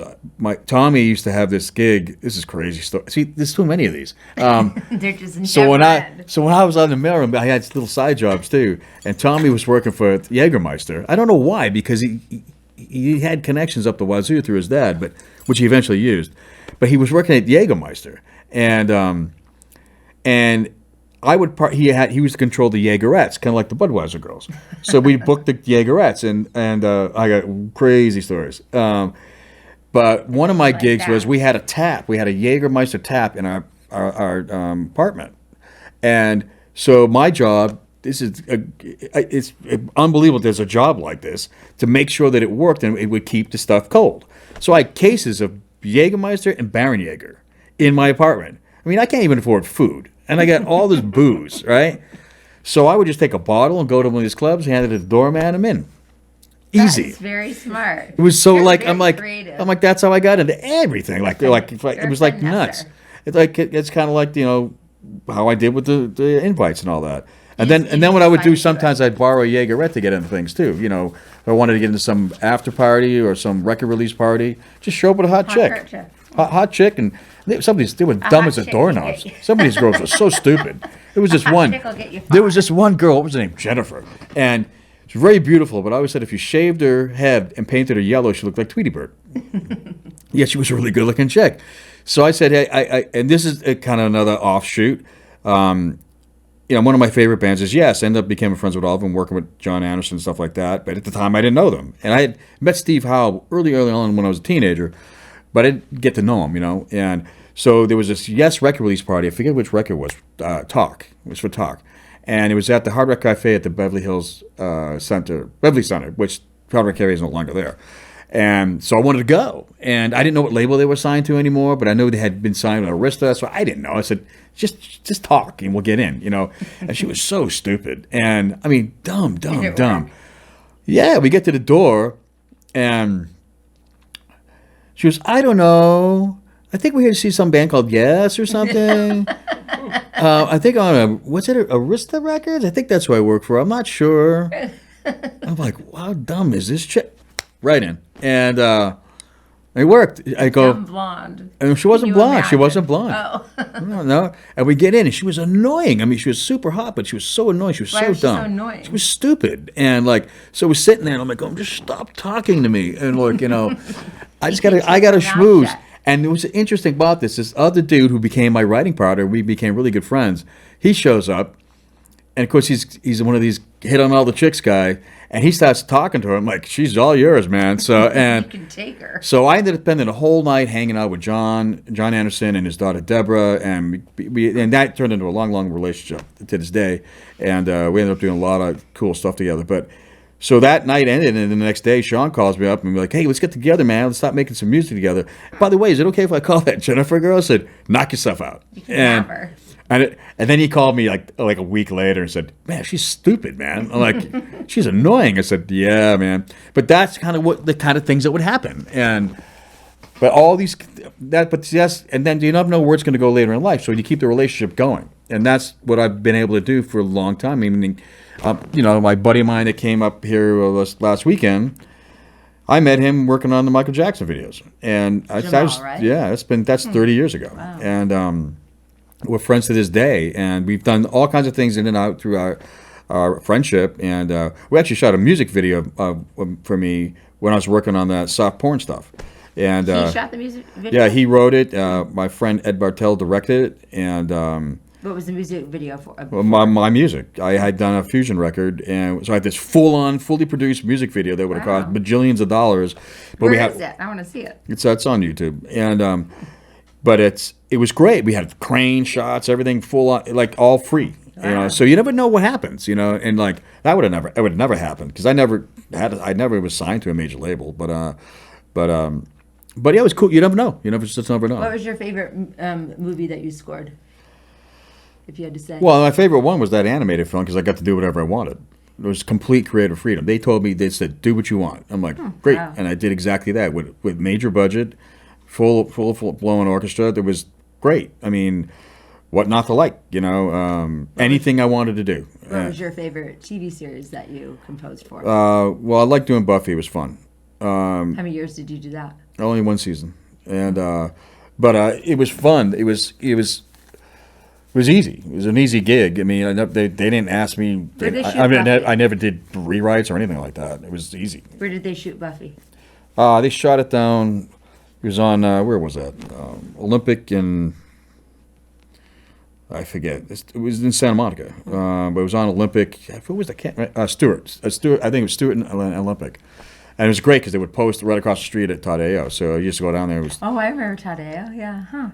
but yeah. So I don't know a lot of different things, but there's so many aspects, that things I want to talk about. It's like, I mean, because I've done about 300 TV series and movies and video games. So I have a lot of projects that I worked on. I sometimes get confused what happened when and when went where, Yeah, and just dealing, but really understanding how to deal with people in this business is difficult. Sometimes you have to really be cool, and you meet a lot of wackos, and It's Hollywood. and the egos are soaring high. I remember I was on this one independent film. It's 1999, and it's actually a funny movie. It was pretty cool. It was an interesting concept, and it was funny. The director had an ego the size of Montana. No, maybe Texas. Like, what do you mean? He was like why? he was like a little Napoleon. He had his big claim to fame is he wrote Robin Hood Men in Tights for Mel Brooks. So he thought he was God's gift to everything. And so I remember it was just like the money sucked, and we had this back end deal, and when you do back end deals, you never see the back end money. Yeah. It's gone. You get the money up front and collect your royalties, and that's it. But it was funny. It was an easy gig, and it was making the music was easy. Dealing with this guy wasn't. And I can remember we finished the gig. It's all done. I'm back on to doing all my other projects because I was booked out 2 years at a time, and so I was always lined up. So I'm back. I'm right. It was never a break. I never stopped working. So I can remember they finished the whole movie. They accepted this Sundance. It's great. So now he decides he wants to do a re-edit of the film and needs more music. So this is like 3 months after I've already finished it. I'm already on to gig number 12 or whatever. I don't know. And so he calls me and he goes, "Man, I need some more scenes scored." I said, "Well, I'm gonna need some more money. I mean, dude, I'm on deadlines right now." So we cut a little deal, and he was like being an asshole. And so now I'm doing some stupid show for Fox, another stupid reality show that I didn't want to do, but they paid me a fortune. Which one? When Good Pets Go Bad. Wait, what? When Good Pets Go Bad. It made Time. It made Time magazine. That's so It funny. literally made Time I wanna magazine. See that show. It was the stupidest thing I've ever done, but it was Funny. easy. It was not easy, but it was just quick money. A quick 20 grand. For 2 days, 3 days, and so I'm finishing up. I got the deadline, and then I got to jump on to the next show the next day. I forget what I was doing next, but so he calls me up, and he's all the way at CBS Radford, where I did that Michael Jackson video stuff years ago, and so he's up there editing. He's using Nora Ephron's editing bay, so she's there. I can hear her in the background. And Isn't she? Wait, she was a producer, right? she was a director. A director. Did she do like Sleepless in Seattle? Yeah, Yeah. and I actually had worked did a with her lot as of an actor one time. So he's up there. I'm in Beverly Hills, and I'm working away. He calls me. He goes, "All right, dude, I got the dub for you to score to." I said, "Okay, you send the runner down." And he blasted on me. He wanted me to drive at 5 o'clock in the afternoon from Beverly Hills all the way to the Valley to pick up this tape and come all the way back. I got a deadline. That's hours of my life. And I'm like, Right. dude, I can't do it. There's no money. It's nothing. You give me nothing. I can't, man. I'm doing a thing. And he starts screaming at me. So you have to call I a said, messenger "This is an service." independent film, man. We don't have runners and all that." I said, dude, I don't know what to tell you, man. Mail it to me. FedEx it. I'll have it tomorrow. I'm not going to do it tonight anyway. And you know what? I'm a director, man. Do you understand? I'm a director. It's like, you're not curing cancer. So I hung up the phone. I just hung up the phone on him. I felt like I was dating somebody. And so the phone rings again. Well, hang up the phone. And then Ring calls me back. I'm like, "What's wrong with this guy?" I said, "Dude." And one of the other producers, I can't remember her name at all, she lived like a block from where I lived. I said, "Why don't you give it to her and she can bring it home tonight?" Eureka. He goes, "Oh, I didn't think of that." I said, "Of course you didn't, because you're a director." So this is craziness, right? So I get the tape. I do the shit the next day. You solved the day. We go to Sundance. Love this. And I didn't care if I ever worked this guy again, because you don't really want to burn bridges, but this one I didn't care, and because he was so difficult. And I said, I don't want to work with people like that. So we go and they have a big party. I wasn't invited. Well, they don't realize I'm the king of crashing. So The king of crashing. I can get into anything. I mean, I was still in my old way mode, right? And Finessing mode. so boom, I'm in the party, and he wasn't happy. And and everyone was like happy to see me, just not him. Not him. So I'm there, eating all their food, drinking their drinks, and all the whole thing. Like, Good for you. so that night, and I didn't. Sundance was fun because I could get into any party. I didn't need 8 invites, nothing. I just show up. And so there was a big William Morris party, and they all wanted to go. And so one of the producers, Steve Zachman, I met him when I was doing that soft porno stuff, and that's how I got this gig. So he's going, dude, man, any way we can get to the William Morris party? I said, I'm not, just follow me. So there was it was weird how the party was, because I don't know, it was like this back way downstairs and all that. So we're in. I got like 6 of us in. And after that, I just ignored them. And but they're following me around. I'm like, what are you following me around? I mean, because I end up meeting everybody. I just do. So that night, I ended up. Right place at the right I time. ended up. I ended up having drinks with Kevin Spacey and Peter Gabriel, and they're all going, "Can you introduce us?" I said, "No, I can't. I'm not going to." And it was crazy. I mean, and they were like children. I'm like, "No, you guys screwed me, treating me like shit. No, I'm not going to hook you up. You go figure it out." But that's kind of how things rolled. And they ended up selling Peter the. Gabriel. They I like his songs. they sold the film to New Line, and then the New Line I think got bought up by Universal. So they did sell the movie, and of course they got a bunch of money for it. You think I got my back end money? Of course not. Of course not. So I don't do that stuff anymore. It's like either pay me or I'm not doing the gig. My dad used to say, with back end points, 6 back end points, it doesn't matter, 6 back end points or whatever, 10 back end points, 10 donuts, 10 blowjobs, all the same. You're never going to get it. No, you don't. The points ain't mean anything. It's like, give me the money. I mean, or make me a producer, then ride me in. I've done that before. But independents, they don't. Sometimes there is no money. They don't really. It's like just get paid, and so that's a whole other thing to talk about, is negotiating deals and what you can get away with, and when you're in a position to ask for things. I always ask. I did from the very beginning, and they would tell you things. Oh, you're never going to get it, and I got it. Publishing on a studio TV series, never going to get it. I always did. On my standard deal with Fox was always got publishing. You own the rights to most of your music, right? Yeah, it's unheard of. But I just simply asked, and I would take a lower upfront fee. But it didn't always happen, because some things there's no way. But it doesn't hurt to ask. The worst thing I can say is no. Just don't be an idiot about it, But just like if the money is not enough money up front, then you say, okay, well, can you give me this? But I was really good at doing that, and so you just love composing. Yeah, it's the only thing I've done for most of my life. It's your passion. Like people always say, hey, do you ever want to branch out? And I'm like, no, and I did. Even when you had like the production deal, I had a production deal at Paramount Paramount Pictures for a while, 3.5 years. If I could get on the other side of the coin so I can fire myself, it'd be great, And it was fun. It's different. It's a different world. So I was developing TV shows and movies, and then getting other people's projects and trying to see if they're good, and we want to bring them onto our wing. Would you then wanted to compose on your own projects or the shows? Well, of course, I was going to score every single one of them. Yeah, that was kind of the deal. Check yourself. But it was interesting, but then I'm down there all the time in a monkey suit, because in my studio I dress like a slob, because no one's going to see me except for my doggies.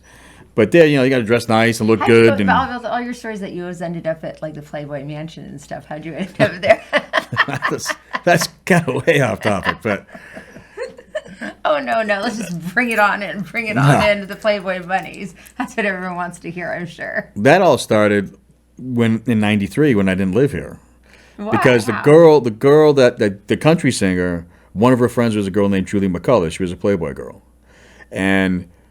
What does she do now? Do you know? I don't know if she's still alive, her but she was. I used to hang out with her a lot, and. Were you dating her? No, I didn't date anybody. Just hung out. Just a hang. And so she had our little Playboy friends, and we'd all hang out. And another way you get in the clubs, just hang out with hot chicks. And I bet you never did anything with any of them. you know, Are you going to plead the fifth? I can't confirm or deny. But it was a blast. But I've lost touch with all of them. I mean, over the years, because my career was more important than anything else. What about this story is so funny about Anna Nicole Smith? There's a lot of those. There's a lot of those stories. But Right, that was a hang. Jolie. That was a good hang. That was a good hang going to those places. Stories for years. And then, but all that, it was just fun. It was distraction. You know, I was really kind of laser focused on my career. And it's a 24/7 thing. If you take it easy, you're not going to get anywhere. You have to sacrifice everything. You don't have a life. You don't have fun. You really don't. I mean, you know, your 9-to-5 life and taking vacations and going on weekend getaways, gone.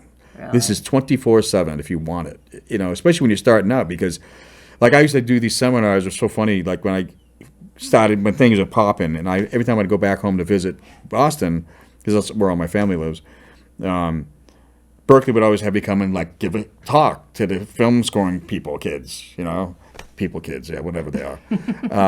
Young adults. And I said, well, what do you want me to talk to them about? Because I'm not going to teach them, you know, theory and all that. They're doing that right now. That's why they're in school. They're learning all the stuff they really don't really need to know to get a gig. And well, just scare them. I said, okay, I can do that. Like scared them how? So here's the reality of being a composer. This is yeah. the reality of Hollywood. And Sure. so I would say, I mean, I was brutal. And It's better to be that and I'd way. say, all right, here's the deal. 90% of you guys are going to end up working at Walmart or 7-Eleven selling ball paint pens. You're never going to make it. It's just the way it is. And if you guys have girlfriends or boyfriends, you're going to come out to Boston, out to LA, lose them. Wow. They're a distraction, and you're going to find a bajillion more of them in L.A. And they'd be looking at me like with 6 heads, you know. And like I remember this one kid, I felt so bad for this dude because he screwed up. He said, "Yeah, but I'm married." I said, "She's going to leave you. Wow. It's the business. I mean, not most of us get divorced. I'm divorced, you know. And if you go Why out, do you think if you're coming to Hollywood, yeah, you don't have no time for him. And if you come out to L.A. with a hot chick, she's going to want to be a model, an actress, and some other dude with a lot of money and a Rolls Royce is going to steal her. And that happens all the time because you're just a kid in school. I mean, you got no game, you know. And that's just been my experience. And so this one kid, so he does come out with his wife, and she's smoking hot, like ridiculously hot. And he came and visited me here at my ranch, and he wanted, you know, I threw him some work just to see if he could do it, you know. Because, you know, you also have to understand the deadlines are pretty nuts. It's not like you don't have time.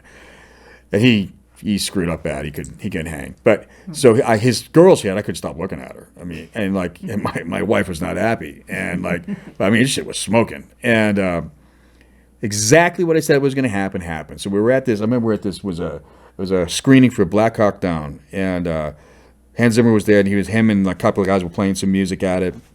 And this guy really liked Hans Zimmer a lot, and he's with the chick, and you could tell there was some friction going on between them because now he couldn't really hang as a composer, so he got some job as a graphic artist.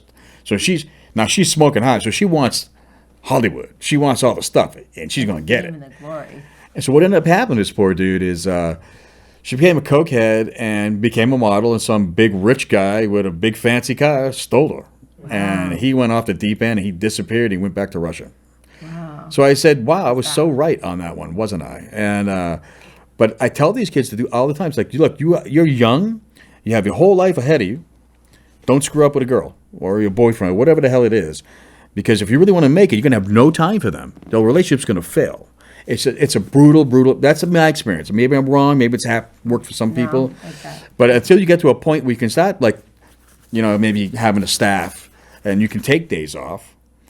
Relationships, as you go through relationships really, really fast. And like I can remember when I first came to town, when I first started going to some of these award shows and stuff, I'd see like these composers, and like I saw a progression, like when they're all happy, and then like all of a sudden they're getting divorced and they're losing lots of weight, they look like a bag of shit, and then they're living in a freaking 1-bedroom apartment again, and the big house goes to the wife with the new guy, and this and that. And I saw that kept happening. So I hope that never happens to me, and it did. And it did. I didn't listen to my own advice, you know. But I waited till I was successful before I ruined my life. And I did. I mean, I don't know what the hell I was thinking. I'm like, dude, So you're rolling. Why crazy screw it up woman. now? I mean, I did. But it doesn't. I mean, some people get lucky. They really do. But it's very few. It's a very tough world because, in all fairness, though, think about it. You got this significant other and these kids. Meanwhile, you're in another room for like sometimes 3 days in a row. At least I was, and you're not even seeing them. You're not paying any attention to them, and then the kids hate you. And then and that happens a lot in the business anyway. I've seen a lot of I know a lot of sons and daughters of really famous people. They have no relationship with their parents. They hate their parents. They got all the money, but they don't care. And Hollywood's kinda but screwed that's up. what it is. It's really difficult. So I always try to avoid it. And especially when you're young, when you're starting out, don't screw up with that. That's why when I decided to move to LA permanently, as soon as I went home, the first thing I did is bust up with the girlfriend. Just said bye, and she was cheating on me anyway, so it didn't matter. I knew what I was gonna find in LA, but I was just like, I don't want this. I got to focus on being in a studio and working because I have to be able to do all my crazy antics. I didn't know exactly what I was gonna do, but I had a taste of it. I didn't know I was gonna do all. I did some really crazy stuff, but I had What's the the freedom. craziest thing? No, all the parties, all that kind of stuff, all the shenanigans I pulled. I mean, some funny stuff. But you can't do that if you got a girlfriend. Why didn't you take me? I'm like, because you're not important. I got a gig. I got to do my gig, man. I mean, I don't have time for you. And it's not being mean, but it's just like it's true. I mean, you can't have it both. You have to really put the time in. And It's Hollywood. Everyone's out here. and trying to the make work. it. I mean, and the work. You got to have that work ethic, and you got to really dig your heels in and do it. It's not a part-time job, And nowadays, I don't really know. Like kids starting out, it's a way different world than when I started. Like way different. A lot of kids got really rich parents and they pay for everything. That wasn't my case. I mean, I was on my own. They're very self-made. Very self-made. I mean, But that's what's. I mean, living in that car, I was like, that's funny. Just recently, this last summer, yeah, I reconnected with the drummer that was in that country band after all these years, and cool dude, and we were reminiscing about those days, and we're cracking up. He goes, dude, man, I remember saying, where do you live? I said, I don't live anywhere. in a car. I live in a car. Probably why you want to live on 5 acres now. I can go anywhere I want at any time. I mean, as long as I can guess. And he goes, man, I couldn't believe it. And then I didn't. He goes, I never believed you until I Where did realized. you change your clothes? At a gig, or I'd borrow some. I crashed at someone's house. I mean, it was a really different life. And then the chick thing came out because it's because you always got all the girls. I'm like, yeah. I said, well, what did you do? I said, didn't matter. It was went anywhere. I mean, and we were just laughing because it was hard to know. It was fun to see somebody that kind of was there when things were going down, and we had a blast. And we did this charity gig up in. Well, I didn't play. I put the band together and for them, and so that's how we reconnected. His girlfriend was the singer in the band. He wanted to play drums, but I already had another drummer. And all these years later, and it was like so we were just talking, and he goes, "Do you remember this and remember that?" And then because through that there were other gigs that we were doing together, like Pat Muldoon, and he wanted to be a singer and stuff. So I guess he wanted to be a singer. yeah. So we did like this demo record, and Miles Copeland produced it, and it was a freak show, man, because. Here he is, he's this actor, right? So, all the girls are digging him, and we'd go out anywhere, and we'd be piles of girls, and he's an actor, right? But yet, when we get into a studio, he had to go in a separate room and shut the lights off. Didn't want anybody seeing him. He was so shy and embarrassed. I'm like, going, dude, you're on a freaking movie set all the time. Are you kidding me? And it's strange. Music's a whole nother animal, and it was like, and it just went nowhere. I mean, I think we did like 5 tunes. I'm the only one that has the master. I recently found it a few months ago because I got a call. I guess he's living in New York, and he was thinking about redoing the whole thing. And then was that when he was with Denise Richards or no? When we did the record, yeah. Oh. Long time. And then when she kicked him out, he called me. He was crying. But she left it for Charlie Sheen. So what do you want? I mean, no surprise big fish, there. But that's how that's going to go down. But yeah, it was like that was a weird time, and but it went nowhere, and. He had Miles Copeland, owned IRS Records. He's Stuart Copeland's brother, and the police were signed to IRS, and so I'm like, dude, you got this big opportunity, and it wasn't my music. I just played guitar on it, but I'm the only one that ended up with the masters, and they're sitting in my safe, and no one has them. I don't know why I have them. How did you end up working with like Cheap Trick and all those? Well, the way I got to work with Robin was Robin Zander, right? yeah, and I got commissioned to do something for the Wounded Warriors, and it was going to premiere at the Kennedy Center. So I wrote this big piece of music, and originally I wrote it in mind for John Anderson from Yes to sing on it. So that's how I designed it. So I called up John and said, "Do you want to do this thing? There's no money. It's a charity. Blah blah blah. We're going to go to Washington D.C." Wow. He's like, "Oh yes." And so he wrote the lyrics and everything, and then we go down to Washington D.C. We perform it, and big gig. 106-piece orchestra, 250-piece choir. Was that the one, or is that a different thing with where the presidents were at? Yeah, that's it. That's a big gig. What presidents were there? Well, that was Obama's time. So, and so we do the whole deal, and then I'm all excited. I'm like going, okay. So I go to the people and say, "Well, can I get the recording and the video?" I said, "No, we didn't record it. We didn't film it." I said, "What? What? I never heard of such a stupid thing." I mean, what do you mean? We're not union for that. I said, well, wait a second. You mean there's nothing? That's crazy. So there were bootlegs all over YouTube, and they're horrible. Oh I mean, they're like, people with their little cameras and things are crooked, and the sound sounds. I'm like, you got to be shitting me. So they didn't tape that? no. So I'm like going, what am I going to do? I have to get this recorded somehow. Now, I can't pay for a recording like that. It's big budget. And so I went on this mission. Somehow I'm going to get this thing done. Took 4 years. And so I just begged. And so I got really fortunate.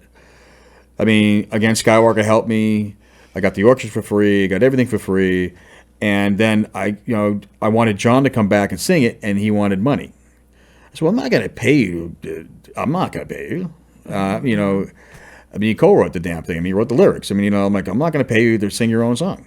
It's not a concert, And even if it was, you'd give me free tickets anyway. And so I'm like, I didn't have a singer. So I'm like, well, who am I going to get? So I approached everybody, Allison Wilson from Heart. Scheduling was nightmare because, it's a freebie. So like they were all touring, this is all before COVID, obviously. It was years ago. And so I'm like, oh, shit. I mean, I don't know what I'm going to do. And so then I kept thinking Pat Benatar. And so I said, and so she was doing a doubleheader at the Greek with Cheap Trick, and I wasn't even thinking about Cheap Trick, nothing like that. And so I said, so I was going to that concert to see if she still sings. I mean, last time I saw her play, I was a kid, and now she's really into the Wounded Warrior stuff and all that. So I said, this could be a good fit. So I'm at the concert, and I called my friend Jack Douglas up, he's the one who actually signed Cheap Trick, not just produced him, but he produced everybody. Wait, isn't he the one that he did? He produced John Lennon and everything. He's huge. And we've been friends for a while. And so I called him. I didn't know if he was in town because he lives in New York, but he's back here all the time. He works everywhere. The guy's amazing. And so I said, yeah, they're doing a show with Cheap Trick. He goes, well, talk to Robin. I said, Robin? And Robin Zander. I was like, and I didn't think of him because I don't think his voice fit in this piece of music.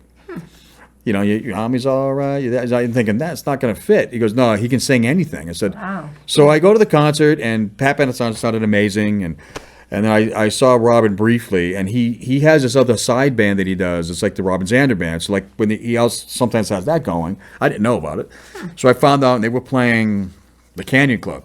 So I went to that show. The Canyon Club here? Yeah. Oh, in Santa Clara? No, it's not. The one up in Calabasas or wherever it is, or whatever that is.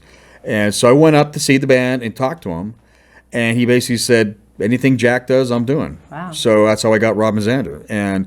But now, where I'm going to record him. So East West was really awesome because he was recording the record down there. And so he said, well, just do it during my time. And we go do Cheap Trick's doing our kid. So we get in there, he nails it. Like, it's way better than it was before. Wow. And I'm like going, well, now we got to record a choir. I don't have any choir. So what'd you do? So we had no action. So the manager of East West said, let me make a phone call. Tim Davis, who was doing, he did all the vocal stuff for the show Glee. All right, how many singers do you need? So we had 250 because we're not going to get 250. So we got 40 singers. We double taked them. When we used the next room, we got the second room on the side. Jack made some calls. Wow. All this happened for free. And then Jack's friend, Warren Hort, we mixed it at his place. He mixed it. And then I remember the night when we were mixing, it was like about 1 o'clock in the morning. Jack leans over and he goes, "Well, who's going to master it?" I'm like, I got enough problems, right? I don't know. I have no clue. So he called up Bob Ludwig, and who's done everything. He's he's huge. Who's he done? He's, I don't know, Led Zeppelin, Rolling Stones, Jimi Hendrix. I mean, if you name it. So he said, "Yeah, send it over." And so they took care of it. And so I lucked out so much. It was insane. Cost me nothing. Wow. And so that's finally, that's the thing I got released. Story. But it took 4 years to make that happen. And right before it happened, it wasn't going to happen. I mean, literally, it was not. I said it's not going to happen. And then 2 weeks before we recorded, it happened. Everybody said yes, and all the scheduling lined up. It was stressful though. That you wanted the story, there it is. And I'm trying to get Robin to sing on another song right now that I wrote, and he did a scratch track Did he on just it. finish a tour? Yeah, he just finished his tour, so I'm hoping he has time. But I mean, but yeah, see, it's crazy. Anyway, I see him babbling, but that's how this business works. You don't know, and the relationships, you got to keep them going, and and just you got to be. See, it's weird. It's a hurry up and wait business, but it's also you got to be patient sometimes. Like that's a perfect example. Just be patient. 4 years. I could have just said screw it. Right. I didn't give up, but and then but there's more stuff to talk about. But those are broad strokes, I guess. We'll have to tell them, so tune in for next time. Yeah. We have stories for days. One of the other things I want to do too, doing this, is bring in some of my friends here to talk how really collaboration, how you actually work together, and how you make things happen, and So interesting. because there's all other sides of this business too, the whole endorsement world, and sponsorships and all that, and those are gigs too. There's so many ways to actually make a living doing this, and I got to do all of it, and you just never know, and you meet really interesting people, and you never know where you're going to meet somebody, and how it all by chance. I mean, I remember I ended up at the band Chicago. I ended up at a recording session with them because I went to the grocery store to buy some top ramen. Really? It's the weirdest shit. I was living in Winnetka, and I'm at the grocery store buying my week's worth of top ramen. The 23 cents or something, 25 cents. They were like 10 cents. Back then. Yeah, and I looked 2 aisles down. There's this drummer I know that did a couple of gigs with me in my fusion band. I said, "Dude," I can't remember his name. He's a cool dude. "What are you doing?" He goes, "Oh, I'm doing this gig down over at Bill Champlain's house." I go, "Oh, he lives over here?" He goes, "Yeah, follow me." There I am. I'm in the freaking middle of the recording session, with my top ramen. I'm like, you've come a long way since Top yeah, Ramen. it's the weirdest. You don't know. And then I got to be friends with those guys to this very day. And yeah. So anyway, I guess that's all I got for now, right? I mean, we could sit here for another 24 hours and just keep going and going and going. But but those are broad strokes. But I mean, we've got some editing to do. That's all we got. Talker, Mr. Storyteller. But I want to go. What I really want to focus on is, as things go, we're going to go back into details, really how these things work and how these relationships work, go by show, and because it's really important how to navigate. Navigating through the business is the hardest part that people seem to skip. It's not just about, it's not a geek fest. I mean, it's not a tech fest. It's not a, none of those things. It's really.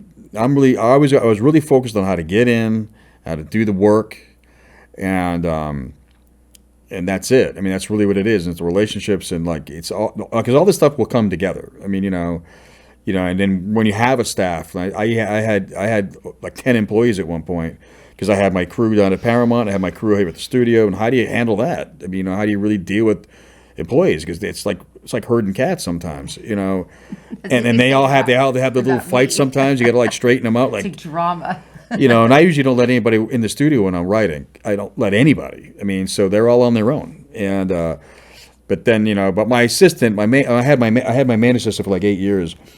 We had an interesting relationship. I mean, he was involved with pretty much everything I did, and it was good. But that's a whole other thing. Is how do you deal with that side of the coin, and how do you deal with agents and managers and publicists, and so all comes with the territory, and you have to really be smart. And how do you deal with PROs, and what's PROs? Where you get royalties, your ASCAP, BMI stuff, and how to negotiate those deals, and how to utilize that aspect. so many aspects to this thing. It's crazy. If And there was another composer or someone that you really looked up to when you were younger, who would it be? well, most of the guys are dead, but I mean, my favorite guy was always been Art Herman, people like that. But then Danny Elfman and John Williams, Jerry Goldsmith. I got to be friends with a lot of these guys too, which is great. And Jerry, I met when I was living in Beverly Hills. He used to go down and get Chinese food at this place called the Grand Panda, and he would always get takeout. And so one day I just said, "Dude, sit down and hang." And so he did. He used to like drink scotch, and I never had a mentor ever, so I wanted one because I mean I don't know. At this time I was doing a lot of big shows, and so here's a cartoon character, man. I mean I go. I said, "Jerry, why'd you mentor me, man? Come on." And he goes, "Dude, you're my competition." I said, "I'm not your competition, man. Are you serious?" And that was another lesson. You just don't know. I mean, you don't know. You age out fast in this business, and there's always some new young dude. And so it's interesting that he said that. And I remained friends with him until he died. And but he was, I mean, he's a legend, But I mean, I learned a lot from listening to his scores and watching the movies he did. What And, movies did you do? he did the Planet of the Apes Oh, and Sand Pebbles, and he did a ton. Russia House, a lot of movies. He's one of the guys. The Omen. That's the only time he won an Oscar. I think he had 17 nominations. But of course, John Williams. I mean, he's the master. And there's other guys like later in life, I like think he did My Dad's Movie. And like he did people like John Debney, and like one of my favorites of all time is Elliot Goldenthal. And then I became friends with him later. I got compared to him a lot at one point, and interesting cat, like ridiculous. I think different, different kind of composer. But there's so many. I mean, and you got to keep your ears open and listen a lot, because one of the things too is when you're doing this stuff creatively. I mean, you have there's all this thing about temp scores and all that. If someone says I want something like this, like a Thomas Newman, you got to know what that is, and so you got to go study it, or if they temp it with something. You want to do your own thing, but you also want to give them what they want. And then you have to do what's right for the film. So all that stuff gets really intricate, and like everybody has their own different writing process. I come at more of an approach of basically I improv it. I don't dwell on it. I mean, I got known for working really, really fast. I always got the tightest deadlines. Wow. 90 minutes in 3 days, that kind of stuff. And so I don't like some guys will sit around and walk around the house for a day with one theme to get that theme right. Not me. It's whatever hits me first, and that's it. It's like I learned that from being like all my fusion stuff as a jazz musician. When you take a solo, it's improv. You're gone. You gotta go. You don't plan anything. You just go. And if it sucks, make it work. And that's kind of what I think. I just don't watch a scene many times. I watch it maybe 2 or 3 times, and I'm writing. That's it. Do you have to go scene by scene? Well, yeah, you don't do it in order. I've never done a film in order ever. Never. I would love to see you do it. It's a whole schedule. Like you just map it out. Like you got 3 weeks, and you got 70 minutes of music. So you got 21 days. So you split up how many minutes a day do I got to do. So then you kind of like lock it all out, and you see what things are going to use common themes and all that. So knock that one out. It's just real. Wow. You just have to be really, really. What do you call it? Organized. That's the word you were looking for. And then when it's funny, like I was really good at juggling projects, and I remember this one time I was doing 6 different projects. So it was all in here, and I was doing like a horror movie, a Christmas movie. I was doing 2 video games. One was Open Season, one was Kim Possible. All completely different types of music. Then I was doing, and on top of that, I was doing 2 of these like action reality shows, like all chase music, right? So I got all these going on at the exact same time. So my studio was a nightmare because I had miking up different things, and all that, because I didn't, and had all these different schedules. And that's the other thing, schedules move. TV, not so much because it's every week. Movie schedules can change, the video game schedules, everything. So now it's almost like, and I never wrote anything out. Like I didn't write a schedule, it was all in my head. So I didn't let nobody in my studio because I had all these mics set up because like if you move a mic, I'm screwed because I might have to go back to that cue. Wow. And if you moved it, it's not going to sound the same. So it was like a nightmare. And I had all these doggies, and my dogs usually run the studio. So I had to make sure, don't come in here because you'll dump something over. God. I told my wife, don't ever come in here. Don't touch anything. I didn't like her in here anyway. But I mean, Another story. but it was like, and here I am juggling all these projects. And my big fear was, what if I send the wrong music to the wrong gig? Oh boy. What if I sent the horror music to the Christmas movie? That'd be kind of interesting, actually. Nightmare. Or send the What's action, the giant elephant? or just send the action music to the open season thing. That'd be kind of interesting. Like a little big, So yeah, that was like crazy. That was a one crazy patch I was doing, and that was going on for like 6 months. And I was like, and I was sleeping up here. I wouldn't even go to the house half the time, and I'd stay up for 3-4 days in a row, and I was really good at doing that. But that's kind of how it gets, and you got to really be able to swing it. And then when that's all done, and you get kind of really difficult to be around because you're snappy. People ask you questions. Better if you didn't sleep for 3 days. Well, no, I need someone to ask me a question. I say, "Shut up," and it was, and that goes back into the relationship thing. Girlfriends and wives don't be like to told to be shut up. It's not, No, but they don't understand. You got 8 million things going on in your head, and then you got and during all of that, you got producers and directors going up. Hey, I got this idea. Not another one. They might have changed something, or hey, we're gonna add the scene. They might not even use it, but then you got to do it anyway. And I got tons of stories on that. And you got to be really cool. You can't snap, because if you snap, you're done. And because each project you're on, they don't care that you have 6 other projects. Their project's the only one That's that all they matters. care about, yeah. And so they have to understand that. You can't say, well, dude, I got this other thing I got to do too, Well, they'll fire your ass, And I got lucky. I've never been fired, so ever. But you got to just really be calm and really, just be cool and just be really, you can't, I don't know. And then when you get really cranky, like that's the other thing. You start the gig and then you go, I can't do it. There's no way I'm going to do it, man. I got to get off this gig. There's no way I can do it. And then you're doing it, you get all mad and you're angry and all that. And then we get towards the end, you go, like, you're riding. It's great. And then it's over and you're all stressed out and you go, wow, when do I get the next one?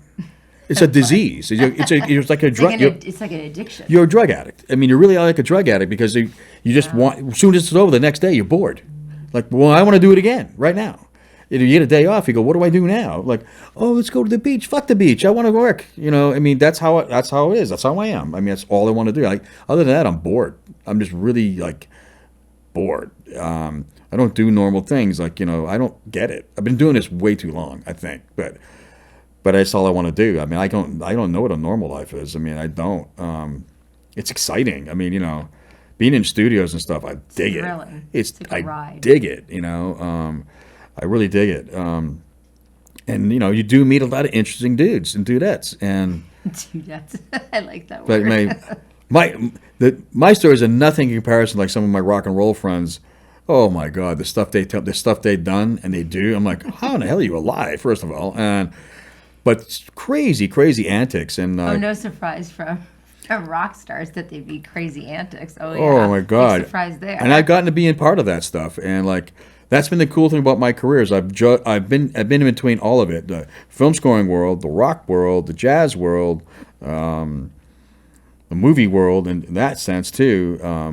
I've got to kind of go through all of it. And some people just kind of stick to one deal. Mm-hmm. I haven't. I mean, I've been all over the place. I know you know. All over the place. I know all kinds of walks of life, and it's like, it's really kind of funny, because sometimes I shouldn't say this because I can probably get bullshit on this one.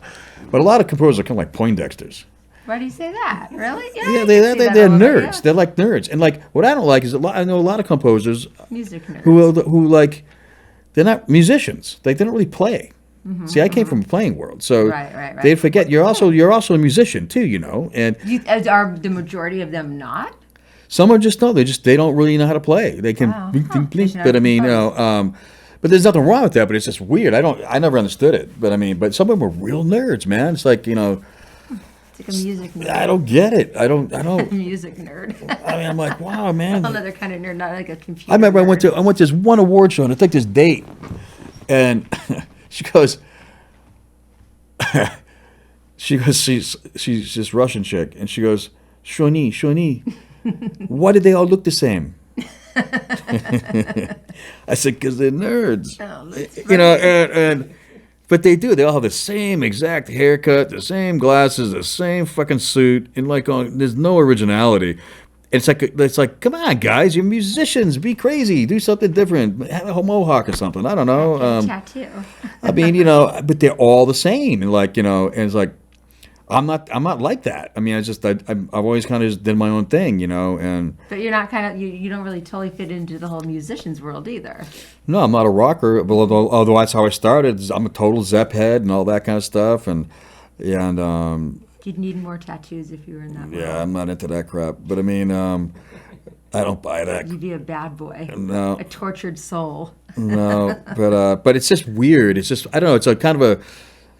It's like I never fit into that world. I don't know if that's a good thing or bad thing, but like they're not all like that. There's some cool ones. I mean, some It's dudes. good though because you're kind of like a chameleon. You can go back and forth between the different worlds. Yeah, I mean, I can go hang out with Ozzy Osbourne and then go hang out with John Williams. There's no difference to me. Although it is a big difference. But I mean, but that's the truth. I mean, I've done both, and but I can go either way, and I can kind of go anywhere, and I've been lucky to do that. And then go hang out with Chick Corea. Well, he's not alive anymore, but it was no matter what, could be in any circle.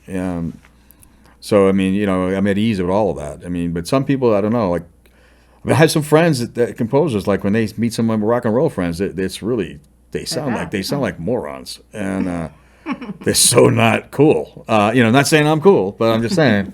I think you're cool. But that's one of the things I've been able to stay working and alive for all this time.